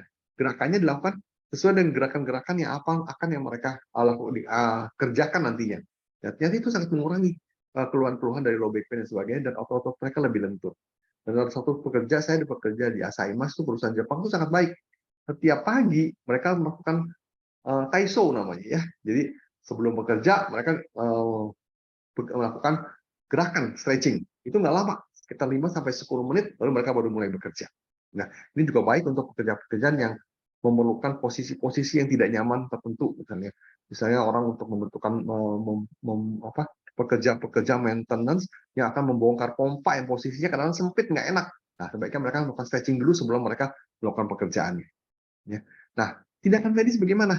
Nah, ini sebetulnya pilihan terakhir. Kalau bisa tidak dilakukan, ya kita bisa memberikan obat-obat penghilang sakit, misalnya aspirin, bisa juga non steroid ya, dan juga steroid injection. Ya, ini hati-hati.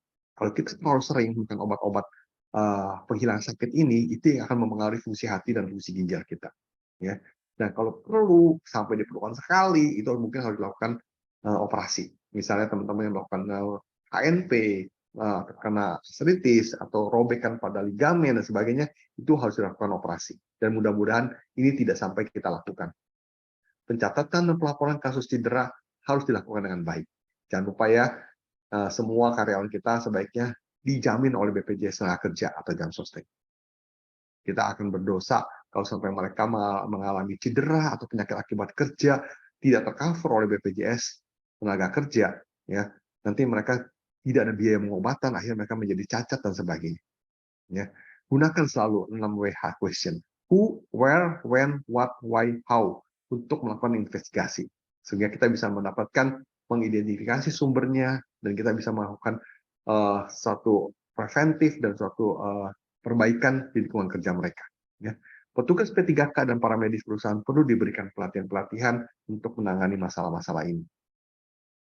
Sayangilah punggung kita ya. Ini dalam kehidupan sehari-hari kita juga penting kita bisa lakukan ya. Bagaimana kita melindungi tulang belakang kita dengan melakukan pekerjaan-pekerjaan dengan baik dan benar. Mungkin demikian yang bisa saya sampaikan. Terima kasih. Saya kembalikan kepada Ibu Rani. Baik, terima kasih Dokter Erdi. Ya, menarik sekali ya teman-teman ya tadi materinya dari Pak Adi. Nanti mungkin boleh kami share ya Pak Boleh. materinya ya. Siap. Ya, Bu. Bisa di-share ya. Oke, tadi menarik sekali ya teman-teman terkait dengan tempat kerja, banyak hal yang harus kita pertimbangkan. Terus ada juga dampaknya terhadap kesehatan kalau nggak diatur sedemikian rupa. Jadi tadi ada yang saya highlight ya Dok tadi terkait dengan medical check up, ternyata perlu juga mengidentifikasi awal kemampuan dan mungkin ada kendala apa dari pekerja ya terkait dengan neurologi dan otot. Kemudian yang menarik tadi perlunya edukasi nggak cuma pekerja tapi keluarga pekerja. Jadi saya juga pernah di Valet dok itu ada tiga shift ya. Jadi yang ada sesi malam terus 3 hari itu habis itu 2 libur 2 hari. Mungkin untuk ini ya untuk restnya untuk istirahatnya. Kemudian perlunya identifikasi gejala yang muncul di tempat kerja untuk memastikan pekerja tidak mengalami cedera dan kecelakaan dan bagaimana penanggulangannya. Oke, baik mungkin itu ya dari saya. Ada yang mau ditanyakan? Monggo, bisa raise hand atau bisa tulis di chat. Monggo. Ya malu-malu boleh di chat. Kalau yang mau langsung tanya ini yang kemarin K3 kayaknya banyak yang nanya. Monggo.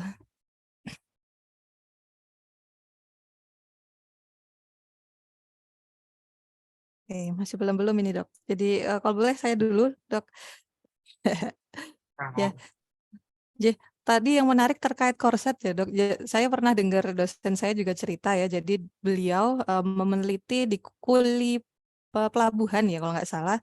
Nah itu kan mereka banyak bawa karung yang besar-besar. Nah itu ternyata berusaha apa ya, mereka mencoba pengendalian menggunakan korset malah ngangkatnya 50 ke atas gitu, 50 kilo, malah lebih banyak dia ngerasa lebih mampu gitu dengan adanya korset.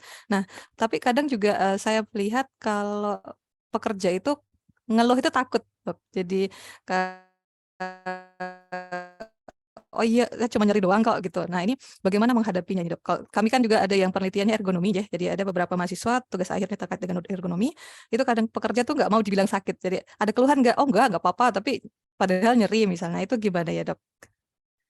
Oke, kasih Berani. Pertama konsep tadi betul. Jadi kita dari NAIE sudah menetapkan tidak boleh dipakai.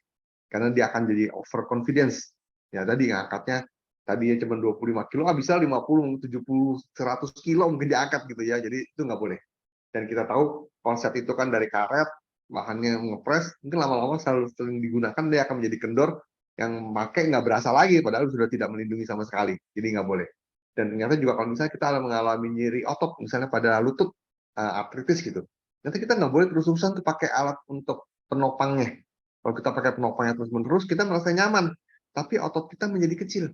Jadi otot kita kalau nggak digerakkan itu akan menjadi atrofi, mengecil. Nah, jadi nggak boleh pakai berkelanjutan kecuali lagi sakit aja gitu. Nah, kalau menjadi kebiasaan itu nggak boleh. Hal proses dan sebagainya. Jadi jangan sampai alat bantunya merusak tubuh kita, khususnya di bidang otot dan rangka itu seperti itu. Lalu untuk karyawan bener, kalau mereka apalagi karyawan-karyawan kontrak, kalau dibilang sakit, nanti mereka besok nggak boleh kerja gitu. Mereka kerja digaji harian. Nah, kalau di harian mereka nggak akan. Jadi kita selalu pendekatannya adalah secara awal. Gimana Pak, kalau pulang kerja suka dipijit nggak? Iya dong, dipijit enak, gini-gini. Atau minum jamu nggak? Iya, minum jamu segala macam. Jamunya apa Pak? Saya selalu ingatkan mereka boleh minum jamu herbal. Ya, herbal itu kalau mereka misalnya dapat dari botol. Tapi kalau mereka sudah pakai saset, saya yakin itu bukan jamu lagi. Ya kan, biasanya itu obat-obat kimia ya, farmasi yang supaya cepat sembuhnya. Nah itu biasanya saya bilang jangan pakai itu, nanti ginjalnya rusak lama-lama karena kalau mereka makan setiap hari menjadi kebiasaan, biasanya akan mengganggu fungsi ginjal mereka. Ya biasanya mereka mulai cerita tuh, iya dok, biasa saya minum jamu gendong, saya sering dipijit dan sebagainya. Kenapa? Sering pegel ini di mana Pak? Jadi kita nggak boleh ngejudge. Jadi kesalahan dari teman-teman kita nih di K3 adalah kalau ada korban, korban itu jadi terdakwa, itu nggak boleh. Nah, jadi kalau misalnya ada kecelakaan kerja, orang sampai saya tangannya kejepit gitu, udah habis itu. Kamu sih bodoh, nggak kelihatan pakai apa-apa segala, nggak boleh. Jadi mereka itu kita harus lakukan pendekatan, mereka itu korban gitu, bukan sebagai terdakwa. Ya, sebab ujung-ujungnya apapun kejadiannya pada kecelakaan kerja, penyakit kerja, yang salah adalah manajemen. Misalnya, kalau mereka tidak mau pakai alat pelindung diri, misalnya buff atau earplug, yang salah siapa? Yang salah manajemen, kurang training. Karena alat pelindung diri semua prinsip itu nggak enak, ya, nggak enak, nggak nyaman. Jadi kitanya yang harus sering memberikan training. Jadi kalau tempat saya, mereka harus ngerti kenapa mereka harus pakai, mereka harus melakukan ini. Kalau enggak yang rugi mereka. Kalau enggak, mereka itu akan mencuri-curi. Ah, nggak ada orang, udah plaknya dibuka. Ah, maskernya dibuka. Ah, nggak usah pakai kacamata karena nggak enak ada baret-baret. Nah, tapi mereka tahu kalau sampai kena mata kamu buta, nggak ada yang jual. Kuping kamu kalau rusak, mau beli di mana nggak ada spare part-nya buat kuping gitu ya. Itu seperti itu yang mereka mau bekerja kalau ada alat. Sehingga kita berhasil kalau mereka melakukan pekerjaan, kalau alatnya nggak, APD-nya nggak ada, mereka nggak mau kerja. Itu berhasil. Jadi manajemen kadang-kadang ini sih terlalu diajarin pintar, jadi kita kadang-kadang kehabisan nggak mau kerja gitu. Nah itu keberhasilan kita. Ya jadi mereka harus memakai dengan kesadaran mereka bahwa ini untuk kepentingan mereka. Dan mereka tahu kalau ada gejala seperti ini kita juga identifikasi. Jadi ini harus sering tadi, makanya training-training atau penyuluhan itu harus dilakukan. Nggak usah lama-lama. Ya, saya biasa keliling pada waktu toolbox meeting ya sekitar 5-10 menit, saya ngomong paling juga 3 menit, tapi mengingatkan kerjaan mereka hari ini apa, kalau jadi begini seperti apa, sehingga mereka bisa langsung menginformasikan kita setelah melakukan pekerjaan, dokter saya merasa begini gitu. Nah itu akan sangat bermanfaat untuk menemukan secara dini penyakit-penyakit tersebut. Jadi sekali lagi jangan menjudge atau membuat mereka menjadi terdakwa, tapi lakukan pendekatan secara empati supaya mereka mau bercerita. Demikian Bu. Ya, baik. Terima kasih, Dok. Oke, Anggo yang mau bertanya? Udah malu-malu ini. Yang TA ergonomi, yang Pak Hasyim, saya, monggo. Atau yang mungkin tertarik, ini kebetulan angkatannya 2019-2020, Dok. Jadi mungkin mereka akan TA gitu. Ini bisa jadi ide nih dari tadi banyak sekali yang dijelaskan ya permasalahan di industri seperti apa terkait dengan ergonomi. Monggo kalau ada yang mau nanya atau konfirmasi silakan. Ya, mungkin sambil nunggu, saya satu lagi ya Dok. Jadi saya juga pernah penelitian di mungkin anak perusahaan Telkomsel ya. Jadi satu ruangan itu 125 orang Dok. Jadi pakai komputer, pakai ini. Ternyata ada beberapa yang memang pakai laptop, ada pakai komputer, tapi ada juga yang pakai dua-duanya. Nah, yang paling banyak keluhan justru yang pakai dua-duanya. Jadi pindah antara monitor dengan laptop gitu. Nah, ini menarik juga. Makin kecil laptopnya, makin banyak keluhannya. Itu ada dari hasil penelitian. Nah, ini kan kebetulan mahasiswa juga pakai laptop nih, Dok. Jadi kalau misalnya sebaiknya tuh mahasiswa seperti apa ya kalau posisi kerjanya, kemudian kalau nanti bekerja, kalau misalnya ada medical check up, apa sih dampaknya menggunakan laptop untuk ini dalam bekerja? Mungkin arah sana aja, Dok. Ya, makasih Bu. Jadi saya punya pengalaman di BCA. Saya kebetulan jadi konsultan bank BCA juga. Dulu pernah komputer itu hilang dari meja customer service atau kasir. Ingat nggak? Nggak ada sama sekali. Karena semua ditaruh Oh iya, di pernah bawah meja di meja, kaca. iya. Buat konsumen enak, rapih jadinya. Tapi kasihan, yang bekerja tuh harus selalu menunduk lihat begini dia. Nah akhirnya pada ngeluh, lalu akhirnya saya minta dirubah, akhirnya sekarang kembali ke atas dan menggunakan desktop. Itu seperti itu contohnya. Ya. Nah kemarin juga waktu saya melakukan di pabrik ini, lakukan pemeriksaan di beberapa tempat, itu juga ternyata yang mendapatkan laptop itu adalah bos-bos, section chief ke atas gitu, ya, yang bawah-bawahan pakai desktop masih, dan keluhannya nggak ada hampir. Nah tapi bos-bos ini mereka merasa keren nih pakai laptop gitu, bisa dibawa kemana-mana, sebagainya, itu keren. Akhirnya mereka sering mengeluh di cervical dan torakal di atas ini. Itu yang mereka lakukan. Jadi bagaimana caranya? Tadi saya juga ketemu, seperti Bu Rani bilang, mereka pakai dua. Akhirnya karena pakai dua, karena posisi jadi miring malah nggak enak begitu. Nah ini juga menjadi masalah. Jadi saya bilang, Bapak kalau udah tanggung, karena budgetnya memang sudah dapat laptop, ya udah laptopnya dinaikin aja. Ganjel aja pakai buku apa. Kalau dulu buku telepon kan gede-gede itu enak tuh, tinggal taruh di atasnya. Nah, karena nggak nyampe, Bapak beli itu keyboard tambahan eksternal untuk memakai itu. Nah, jadi buat adik-adik mahasiswa juga begitu. Kalau lagi ngerjain kerjaan yang banyak ya, itu bisa pakai keyboard eksternal. Jadi laptopnya harus tinggi mata, jaraknya satu jangkauan, itu dilakukan dan duduknya harus menyender. Ya kalau kita ke laptop, kita akan maju. Supaya begini, supaya lebih jelas. Nah ini juga akan membuat punggung kita menjadi sakit. Nah, jadi sebetulnya dari tubuh kita itu bisa bicara gitu. Ya, jadi apa yang terasa di tubuh kita tinggal peka nggak kita ini membaca bahasa tubuh kita. Kok kenapa sakit ya? Nah itu harusnya dibaca. Kalau kita nggak baca, lama-lama tubuh kita itu bosen, nggak mau ngomong lagi sama kita gitu. Tahu-tahu ada kelainan yang paling banyak adalah skoliosis, ya menjadi miring dan sebagainya. Dan kita tahu kalau bawa laptop apa segala macam itu harus bawa yang berat. Nah, kalau nggak usah adik-adik mahasiswa dah, anak-anak SD ini saya kasihan banget gitu. Ibu gurunya nih bener-bener hari ini pelajarannya nggak jelas gitu. Tiba-tiba keluarin buku biologi, keluarin buku ini. Jadi anak-anak tuh harus bawa buku. Kenapa sih lu bawa buku banyak banget, Kak? Habis gurunya bilang tiba-tiba mendadak gitu. Jadi nggak bawa buku, tadi dimarahin katanya. Jadi bawa semua. Jadi mereka tank-tank kiri kanan. Akhirnya banyak anak-anak sekarang tulangnya menjadi bengkok. Nah, kalau pakai ransel, nah ransel itu juga harus diukur. Jatuhnya harus dipinggul ini gitu. Jangan sampai anak-anak bawa berat-berat itu ransel sampai di pantat gitu. Akhirnya kayak jengkang gitu dan sebagainya. Nah, itu juga kalau kita atur ya. Jadi bukan cuma ergonomik itu bukan cuma buat tempat kerja, tapi di kehidupan sehari-hari juga harus kita lakukan seperti itu. Nah, jadi itu kita harus bisa lakukan, jangan sampai udah dapat laptop minta digantiin gitu, nggak ada. Dulu saya ingat satu kantor saya semua dikasih laptop, senengnya setengah mati gitu waktu laptop masih zamannya sedikit gitu ya, seneng gitu, seneng. Ya sekarang saya bisa bawa laptop, saya bisa nanti putar film di rumah apa segala macam. Saya bilang jadi beban kamu, sekarang kamu kerja harus bawa ransel dan sebagainya, kamu taruh mobil juga was-was hilang laptopnya hilang, kamu habis kamu disuruh ganti, belum data yang hilang dan sebagainya. Nah jadi kita harus lihat kan kalau dulu kan kalau kamu nggak bawa laptop kan enak, kamu taruh di desktop. Kalau tiba-tiba bos kamu malam telepon, dia kerjaan ini, aduh Pak, datanya ada di kantor, udah kamu nggak usah kerjain. Kalau kamu lembur 24 jam, dia bilang gitu. Nah jadi teknologi itu harus kita lakukan dengan bijak, ya.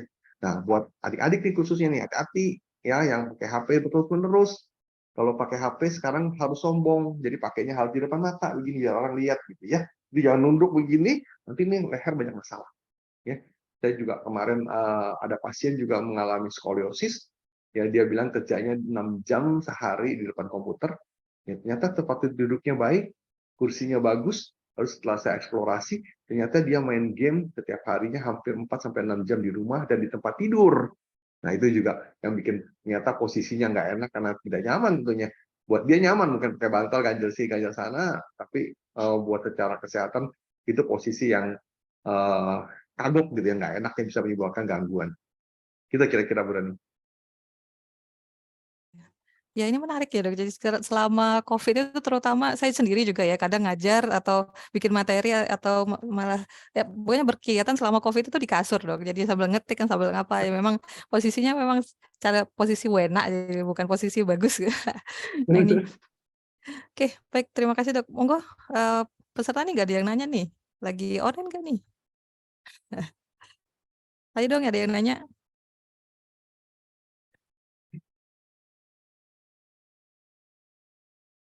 Terlalu rumit yang saya sampaikan nih. Mungkin teknis ya dok. Jadi kami itu kan baru akreditasi kemarin ya dok. Jadi mata kuliah dasar kami itu kurang. Jadi memang dari mahasiswa mata kuliah ini baru semester ini diadakan anatomi fisiologi. Padahal biasanya langsung ergonomi, langsung penerapan semua. Tapi dasarnya belum. Jadi kemarin hasil akreditasi juga termasuk tambahkan biologi dan anatomi. Jadi ini kayak launching lah dok arahnya. Jadi teman-teman juga meskipun nanti menganalisis ergonomi, tapi tahu dasarnya gitu. Apa sih yang gejala yang harus kita perhatikan kalau di tempat kerja. Kalau misalnya teman-teman nanti kerja juga jangan dibiarin. Ini saya juga termasuk yang membiarin, Dok. Jadi dulu itu saya tangannya besar ya, Dok. Jadi kalau saya waktu SMA sepatu saya sudah 42 ukurannya. Nah, tangannya saya juga gede gitu. Tapi sukanya bawa mouse yang paling kecil loh, Dok, dulu. Kan ada ya. Nah, itu sekarang udah sakit tuh kalau pakai yang mouse kecil. Sekarang udah harus pakai yang ergonomis supaya nggak sakit. Nah, kayak gitu. Jadi memang kita harus sadar kesehatan sendiri. Kalau misalnya ada gejala ya kita coba ini ya kendalikan gitu supaya bisa menghilangkan rasa sakit. Oh, ini ada yang bertanya, Dok, monggo di chat dari Ariel. Assalamualaikum warahmatullahi wabarakatuh. Izin bertanya, untuk pekerjaan yang dinamis, misalnya UMKM produksi tahu, ini TA-nya ya, terkait manual handling, yang belum menerapkan prinsip ergonomi, kita sebagai mahasiswa ingin mempelajari prinsip ini, bagaimana solusinya di UKM, Pak? Karena memang mungkin pekerjaan mereka banyak ya, mungkin pekerjaannya juga bekerja di bawah kadang, mungkin alat peralatannya nggak lengkap. Ini bagaimana ya, Dok, terkait dengan UMKM? Terima kasih, ini pertanyaan yang baik sekali nih. Yang pertama saya cuma ingatkan jangan lupa kearifan lokal. Ya, kita sering kasih ide-ide yang terlalu futuristik, yang menurut kita bagus, tapi menurut mereka nggak bisa lakukan. Saya ambil contoh begini, saya membina UKM emping. Ya, mungkin dari tahu emping itu dari melinjo, ya melinjo itu dipanasin di pasir, lalu setelah panas diketok, kulitnya dibuang, lalu diketok dalamnya sampai rata. Satu emping itu kira-kira butuh 4-5 melinjo. Ya. Nah, mereka itu biasanya kerjanya santai. Mereka kerja di bawah, mereka pakai dahan pohon yang dipotong, dengan mereka ketok pluk, yang pakai juga dengan palu biasa gitu ya. Nah, selalu ada mahasiswa S2 melakukan mau bikin tesis, mereka melakukan intervensi. Jadi mereka bikinin meja, terus diganti palunya dengan yang bagus dan sebagainya. Saya udah bilang jangan lupa ya kearifan lokal. Saya udah tahu pasti ngebacanya. Setelah mereka bikin, ternyata tidak dipakai. Kenapa? Karena mereka lupa. Kalau mereka pakai meja, itu pasti tumbuk, meja itu akan membal. Akhirnya nggak bisa keras. Jadi ibu itu butuh tenaga lebih banyak lagi dan sebagainya. Ya. Dan mereka nggak nyaman suruh duduk, pinggangnya sakit katanya begitu ya. Nah jadi akhirnya alat itu nggak kepake. Sayang mubazir. Ya, jadi saya bilang caranya bagaimana?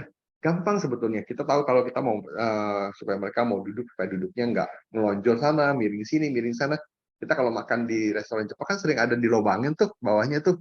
Nah, jadi mereka bisa duduk begitu, kakinya masukin aja ke dalam lubang. Jadi mereka tetap duduk di sana, seperti itu.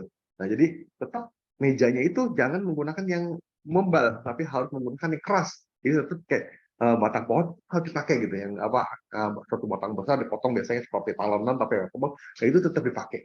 Itu buat mereka itu lebih nyaman. Jadi jangan lupa kalau kita kasih ide harus disesuaikan dengan pekerjaan mereka dan mereka mau pakai apa enggak gitu. Dan sampai kita udah rekayasa macam-macam nggak dipakai. Ya. Dan yang kedua mereka bikin juga cerobong asap. Karena ternyata waktu mereka bakar masak dengan pasir itu asapnya mereka hirup. Tinggal mereka bikin cerobong ke atas. Bagus pakai cerobong ke atas ya. Tapi salahnya apa? Atasnya itu mereka nggak berbentuk L, tapi bentuknya lurus. Akhirnya waktu hujan masuk air hujan. Nah itu juga. Jadi kita harus pikirkan hal-hal yang praktis yang mereka bisa lakukan. Jadi adik-adik, jadi kita lihat tadi dari yang saya berikan tadi bagaimana kita antisipasi, kita identifikasi, baru kita cari pemesanan masalahnya yang nyaman buat dia, bukan buat kita. Ya, kita selalu pikirnya yang terbaik buat dia, tapi belum tentu dia bisa pakai. Kita kira-kira deh. Ya. Ya, baik. Terima kasih, Dok. Ariel sudah ya? Oke. Terima kasih sudah bertanya. Monggo, kalau ada lagi yang mau bertanya. Sebelumnya, Assalamualaikum warahmatullahi wabarakatuh. Oh ya, Waalaikumsalam. Supriyanto ya, monggo. Saya Supriyanto, Pak, dari Industri 19. Ya. Izin bertanya ya, Pak. Ini semisal kita mau menginvestigasi awal gitu, Pak, keluhan terhadap pekerja di suatu PMKM atau instansi pekerjaan itu, hal apa sih yang sebaiknya kita persiapkan itu, Pak, untuk mencari data keluhan pekerja tersebut, dan apa sih trik atau apa yang kita perlukan untuk mendapatkan data asli dari keluhan yang pekerja tersebut alami itu, selain yang sudah Bapak jelaskan tadi, Pak. Terima kasih, Pak, sebelumnya. Oke, terima Jadi kasih paling ya, Supriyanto. Ya, monggo, yang Pak. paling gampang itu kita pakai tadi, ya, yang gambar orang itu tuh, yang ada keluhannya di mana kita kasih tanda, ya. Nah, kalau kita mau lebih dalam, kita ke Nordik.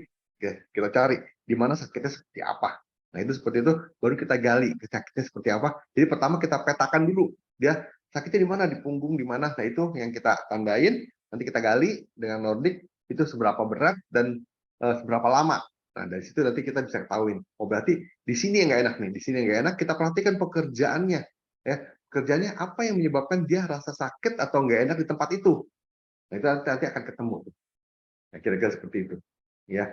Nah, untuk memetakan yang lebih pasti lagi, untuk mencari jalan keluar, biasanya kita bikin ya, sesuai nanti pakai rula, pakai reba, nanti angka yang tertinggi itu yang kita intervensi. Kita mungkin nggak bikin semuanya menjadi 0 atau menjadi 1, tapi yang misalnya 4, 5, kita intervensi, biar dia turun menjadi 3 atau 2. Nah, itu seperti itu.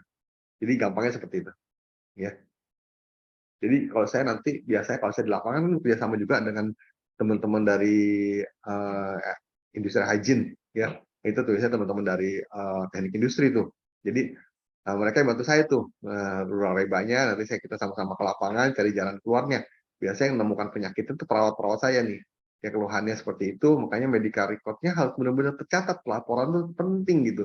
Jangan sampai kita pegelinu kasih obat, tapi kenapa orang ini pegelinu kok setiap setiap minggu gitu sebagai linu. Ini ada sesuatu yang nggak beres nih gitu.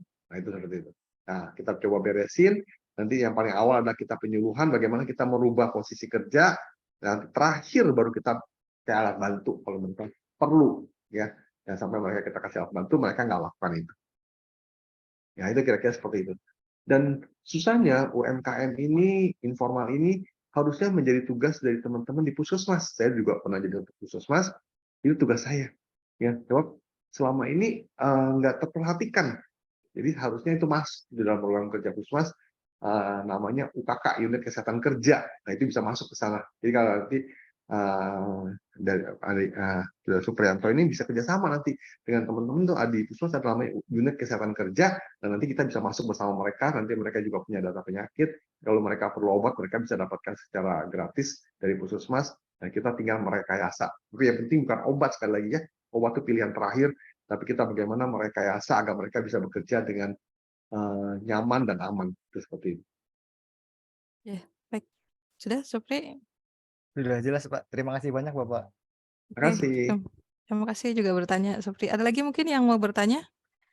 K3 nih, monggo yang lagi KP bidangnya K3, monggo silahkan. Beliau banyak pengalaman nih terkait K3. Oke, ini ada lagi yang bertanya, Pak. Assalamualaikum warahmatullahi wabarakatuh. Saya Darmadika, izin bertanya. Untuk kegiatan monitoring pabrik terkait K3 baiknya dilaksanakan berapa kali?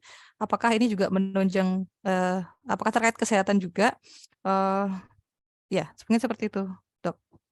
Terima kasih Darmadika. Monggo. Kita biasanya secara rutin kalau nggak ada masalah kita lakukan setiap 6 bulan sekali. 6 bulan sekali kita lakukan ya, khususnya untuk daerah-daerah yang potensial. Kita tahu nih, biasanya potensial kalau tempat saya kerja misalnya di bagian bagging, terus di bagian yang mengangkut, menyusun di truk dan sebagainya, atau pekerjaan-pekerjaan teman-teman dari maintenance yang melakukan pekerjaan-pekerjaan yang kadang-kadang harus posisinya nggak enak. Nah itu kita lakukan setiap 6 bulan sekali. Nah setelah mereka kita lakukan, kita temukan masalahnya, kita coba secara rekayasa ya, apakah mereka harus stretching, mereka perlu alat dan sebagainya. Nah, mungkin teman-teman di maintenance tuh, terutama kita perlu alat. Misalnya untuk tang, kita tahu ya, tang itu karena membuat carpal tunnel syndrome, menekannya terlalu kencang, membuat namanya kita penyakit trigger finger, itu paling sering tuh. Nah, mungkin kita perlu ganti tangnya.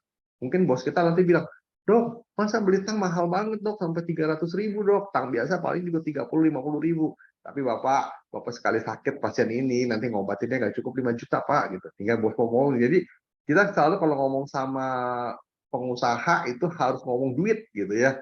Mereka selalu bilang masa beli 500.000 buat tang aja, yang 50.000 juga ada. Kita sudah kalau sampai berobat itu satu orang nggak cukup 5 juta gitu, tinggal mereka mikir ya udah belilah gitu. Nah itu seperti itu ya. Nah itu kita lakukan. Nah, setelah mereka lakukan, kita lihat lagi, kita pantau setiap 6 bulan ada perubahan nggak, sebagai ada masalah tambah baik atau tambah buruk. Tapi kalau kita menemukan kasus-kasus tertentu, misalnya dalam mereka berobat ya kan, mereka berobat rutin, kita lihat pada kasus tertentu nih, itu kita harus lakukan segera. Jadi insidensial kita lakukan ya. Atau setelah medical check up kita kan biasanya saya evaluasi tuh semua orang dibagi per departemen, kenapa orang ini sering banyak ISPA, kenapa sering ini bagian penyakitnya sering low back pain, sering apa, itu kita lakukan lagi intervensi. Tapi kalau normal-normal aja, kayak sekarang ini sudah berjalan, itu biasanya setiap 6 bulan kita evaluasi aja. Itu biasanya seperti itu. Dan biasanya kita butuh juga dari eksternal. Karena ya susah juga nih di Indonesia ini peraturannya. Yang kita lakukan secara internal kadang-kadang nggak diakuin. Kita harus pihak ketiga gitu. Jadi setahun sekali pihak ketiga yang melakukan gitu, yang melakukan penilaian gitu. Ya, walaupun kadang-kadang pihak ketiga juga nanya kita, gimana sih ngelakuinnya? Ternyata pihak ketiga yang ngelakuinnya teknisinya juga baru lulus ternyata gitu ya. Tapi kita harus pihak ketiga biasa setahun sekali kita lakukan, tapi nggak usah semua. Kita tadi setelah kita lakukan identifikasi, kita tahu daerah-daerah mana saja yang kita melakukan intervensi dan banyak keluhannya. Itu sebagai bukti kepada pemerintah yang tadi oleh pihak ketiga ya, yang oleh pihak kita ini untuk internal. Jadi kita sebaiknya kita lakukan terus rutin supaya kita bisa seolah-olah kalau kita mau ujian kita sudah latihan terus, kita waktu ujian lalu lulus pasti gitu. Ya, seperti pemeriksaan cahaya, vibrasi, itu rutin. Misalnya kebisingan itu 6 bulan sekali kita lakukan. Nah itu tiga waktu pemerintah kan wajib setahun sekali, itu hasilnya udah oke-oke aja semuanya. Tidak ada temuan nanti. Terima kasih. Ya, baik, terima kasih, Dok. Oke, monggo yang mau bertanya lagi silakan. Monggo. Oh iya, Valen, monggo, silakan. Baik, terima kasih atas kesempatannya, Bu Rani. Baik, Bapak, perkenalkan saya Valen. Saya izin bertanya mengenai pekerjaan repetitif ya, Pak. Nah, saya kemarin sedang melaksanakan kegiatan kerja praktik di mana di perusahaan tempat saya melaksanakan kerja praktik itu di bagian produksi terdapat pekerjaan repetitif di mana pada pekerja itu melakukan gerakan berulang selama 8 hingga 12 jam sehari untuk melakukan pekerjaan produksi mencetak cetakan seperti itu. Nah, pekerjaan itu dilakukan secara terus-menerus dan dalam posisi berdiri. Nah, dari saya pun juga di sini ingin bertanya bagaimana tanggapan Bapak mengenai hal tersebut atau upaya agar agar dapat meminimasi terjadinya permasalahan terkait ekonomi pada pekerja tersebut. Terima kasih, Bapak. Oke, terima kasih, Valen. Monggo. Yang saya kurang jelas itu dia kerjanya ngapain Valen di cetakan itu? Dia menaruh cetakan begitu terus menerus? Oh iya, baik Pak. Untuk pekerjaannya di injection molding, jadi seperti mencetak lalu melakukan pembersihan part seperti itu Pak, dilakukan terus-menerus secara berulang. Seperti itu Pak. Nah, ini susahnya nih kalau seperti ini pasti kerjanya kan adalah kerjaan padat karya nih. Ya, kerja padat karya itu agak sulit kita mengintervensinya karena di situ pasti perusahaannya juga boleh dibilang menggunakan tenaga manusia itu secara maksimal, ya secara maksimal. Mungkin kalau kita minta dia dirotasi itu juga susah karena dia spesialis betul ya Valen ya. Kalau dia dipindah pekerjaan lain mungkin dia tidak bisa melakukannya. Nah itu kita harus cari. Adalah pekerjaan yang dia bisa lakukan rotasi, misalnya pekerjaan A, pekerjaan B, pekerjaan C. Bisakah dia diputar setiap 2 jam misalnya begitu? Nah, itu yang kita perlu lakukan nih. Ya, secara teori saya nggak tahu permasalahan sebenarnya ya. Secara teori seperti itu bisa nggak kita putar pekerjaan dia supaya dia bisa mengalami satu istirahat. Dia kerja 2 jam dia bisa beristirahat dan posisi berdiri juga tadi. Kenapa dia perlu berdiri? Kita pertanyakan tuh kepada manajemen, kenapa dia nggak boleh duduk gitu? Sebab ada pekerjaan yang perlu ketelitian, itu dia nggak boleh duduk. Ya, misalnya mungkin pernah dengar ya kasusnya Sony yang bikin televisi. Itu kenapa dia pindah ke Malaysia? Karena ternyata dia harus melakukan kerjaan itu sambil berdiri supaya dia teliti. Nah, tapi di kita buruh kita langsung protes, ini tidak berperikemanusiaan, masa suruh berdiri gitu. Sehingga akhirnya perusahaan bilang kalau nggak berdiri nggak teliti nanti dia punya hasilnya mungkin TV-nya warnanya jadi kacau gitu, jelek gitu ya. Nah, tapi si buruh ini nggak tanya kerjanya berapa jam sih gitu. Misalnya 3 jam, 4 jam mungkin mereka rotasi gitu, itu nggak ditanya, dikira 8 jam gitu. Akhirnya perusahaannya pusing dari demo terus akhirnya perusahaannya pindah. Jadi kita harus tahu kenapa sih harus berdiri gitu. Apakah memang perlu berdiri? Gitu. Apakah bisa duduk atau kalau berdiri lama kita tahu itu kedua tukai nggak boleh terus-terus menyangga, tapi salah satu harus istirahat supaya bergantian. Itu kita harus lakukan hal seperti itu. Dan untuk pekerjaan tangan dia yang harus terus-menerus, nah tadi kan ada alat bantu, tapi hati-hati. Kalau kita terlalu menuntut, nanti diganti robot kita. Karena robot udah nggak ngeluh nanti. Nanti kasihan. Setelah kerja kita, wah lupa ini ganti robot aja. Wah kasihan nanti. Seperti tol, segala macam udah nggak pakai orang kan, itu akan kurang nanti. Tapi bagaimana supaya dia nggak capek, dan kalau bisa kita rotasi. Ya, setiap 2-3 jam, dia pindah ke kerja yang lain yang dekat situ juga, yang mereka bisa bergantian. Supaya itu juga nggak bosen, nggak segala macam. Nah itu secara kasarnya seperti itu. Kalian mungkin kalau nanti ininya harusnya nanti kalau ini hafalan tempat kalian di videoin, terus kalian mencari kerjanya berapa lama, berapa jam, nah nanti kita bisa diskusi kalian ya, cari jalan keluar sebaiknya itu seperti apa. Ya, sebab kita nggak bisa samakan setiap perusahaan, kita harus lihat di lapangannya seperti apa. Ya, nah, yang paling gampang ya nanti diganti robot karena itu robot kan otomatis nggak mungkin salah, cek cek cek cek cek, nanti kasihan mereka nggak kerja semua nantinya. Nah itu kita juga harus melindungi kerja kita. Ya kira-kira Valen ya. Jadi kalau nanti Gimana, masih Valen? belum, nanti bisa videoin nanti kita boleh kirim nanti kita diskusikan. Baik Pak, terima kasih atas jawabannya Pak. Sangat membantu. Terima kasih Valen. Ya, mungkin masih ada yang mau bertanya? Oke, saya mungkin ini pertanyaan terakhir ya dok. Jadi tadi yang terkait dengan monitoring, berarti kalau kesehatan berarti 6 bulan sekali harus monitoring kesehatan ya untuk pekerja atau bagaimana? Untuk lingkungan, kalau Oh kesehatan itu setahun lingkungan. sekali. Oh Misalnya kesehatan kita mau sebenarnya. mengevaluasi ergonomi, dan biasanya kalau nggak ada masalah, tapi kita lihat ini berpotensi, terus kita kan sudah kasih saran-saran pada pemeriksaan yang lalu gitu kan ya. Ini diikutin nggak sih gitu? Biasanya kan mereka angkat-angkat ayam kan. Eh, kita nih kemarin saya di Beijing, saya liatin mereka, oh ternyata begini, dan kita sudah harus melakukan stretching dan sebagainya. Ternyata stretching 2-3 bulan lancar, tapi habis itu mereka bosen gitu. Nanti kita mesti ingetin lagi, kenapa nggak stretching lagi? Kita nanti kasih bawa bukti, jangan lupa. Tuh kan kalau nggak stretching tuh, lihat ini yang berobat dari sini makin banyak aja nih. Nah nanti kamu lagi gitu. Nanti seperti itu.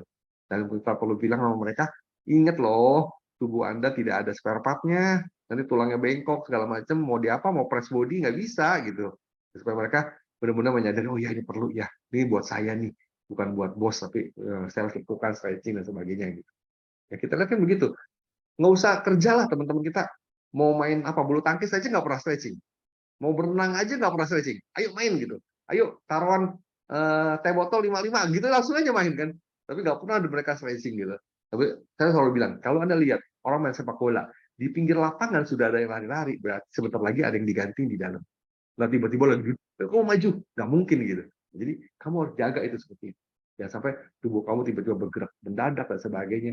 Nah, jadi itu fungsi dokter perusahaan itu seperti itu ya Bu Rani, teman-teman semua ya, memberikan penyuluhan, training dan sebagainya, bukan ke terapi. Tadi saya bilang 85% sehat, tapi mereka harus sadar bahaya tempat kerja mereka apa, mereka harus ngapain, itu yang paling penting. Jadi kalau nanti adik-adik kalau kerja di lapangan, kalau lihat dokter perusahaannya cuma duduk aja di meja nungguin pasien batuk pilek, diajak jalan-jalan ya, dok jalan-jalan yuk dok, yuk kita ukur ergonomi yuk, kita ini yuk gitu, ada seperti itu ya, kasih ya nanti dokternya. Nah mungkin pertanyaannya juga ini, kenapa sih dokter Edi bisa sampai sekarang punya bekerja di 7 perusahaan? Ya itu tadi, orang yang mau jadi dokter perusahaan tuh banyak, tapi banyak kan mikirnya enak bisa duduk di belakang meja gitu kan ya, santai aja, apalagi sekarang bisa main game, bisa main apa. Tapi kita kalau kerja begitu, kita bisa digantikan oleh siapa saja, betul nggak? Ya, semua dokter pasti bisa ngobatin batuk pilek, sakit mah, diare. Tapi dokter yang bisa rula, bisa reba, bisa rosa, bisa segala macam itu sedikit gitu. Nah, sehingga buat adik juga demikian. Jadi nanti kalau kerja di lapangan harus mempunyai nilai lebih gitu. Jangan mau sama gitu. Sama dengan industri hygiene lulusan lain, jangan. Tapi kita harus proaktif mencari tadi kita mulai melakukan antisipasi dengan penyuluhan, kita melakukan identifikasi, kita melakukan analisa dan sebagainya, itu lakukan terus, bukan sebagai beban tapi sebagai passion ya. Saya senang kerja ini loh gitu, saya bisa menyelamatkan orang nggak sakit dan sebagainya, itu bekal buat kita sehingga kita mempunyai nilai yang lebih. Jadi nanti kalau mereka mau berhentiin kita mikir-mikir, susah lo dapet industri hygiene kayak begini, lo nggak ada lagi nih gitu ya yang proaktif. Nah itu kita perlu seperti itu ya. Makasih. Ya, terima kasih banyak Dok, itu sekalian closing statement-nya luar biasa ini Dok. Ya baik, mungkin itu ya karena kita dibatasi waktu, mungkin kami ucapkan terima kasih sekali ini Dokter Edi atas kehadirannya, atas, masukannya, kemudian apa ya, gambaran secara apa ya, gamblangnya lah, prakteknya gimana sih di perusahaan itu, terus gimana kita mengidentifikasi, bagaimana kita mengendalikan, mungkin saran ke teman-teman nih kalau yang mahasiswa mau kerja jangan lupa medical check up ada kemungkinan ada neurologi loh. Jadi posisi kerja coba diperbaiki. Apalagi kalau yang apa ya main game lama tapi sambil tiduran ini mungkin hati-hati gitu.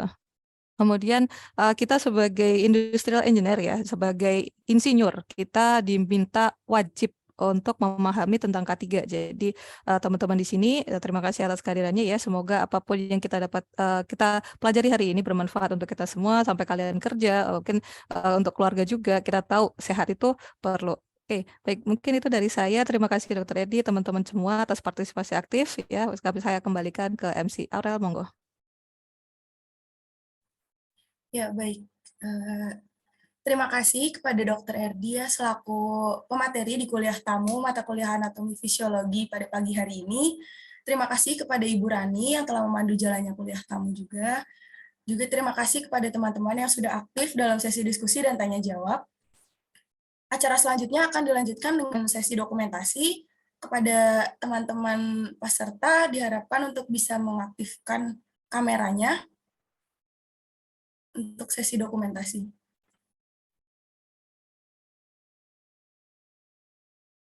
Pada di luar kayaknya nih.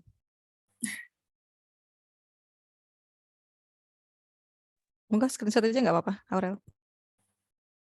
Ya, baik. Untuk panitia ya. Apakah sudah siap dari panitia?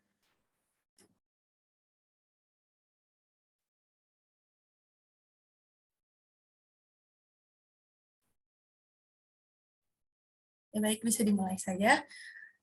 1, 2,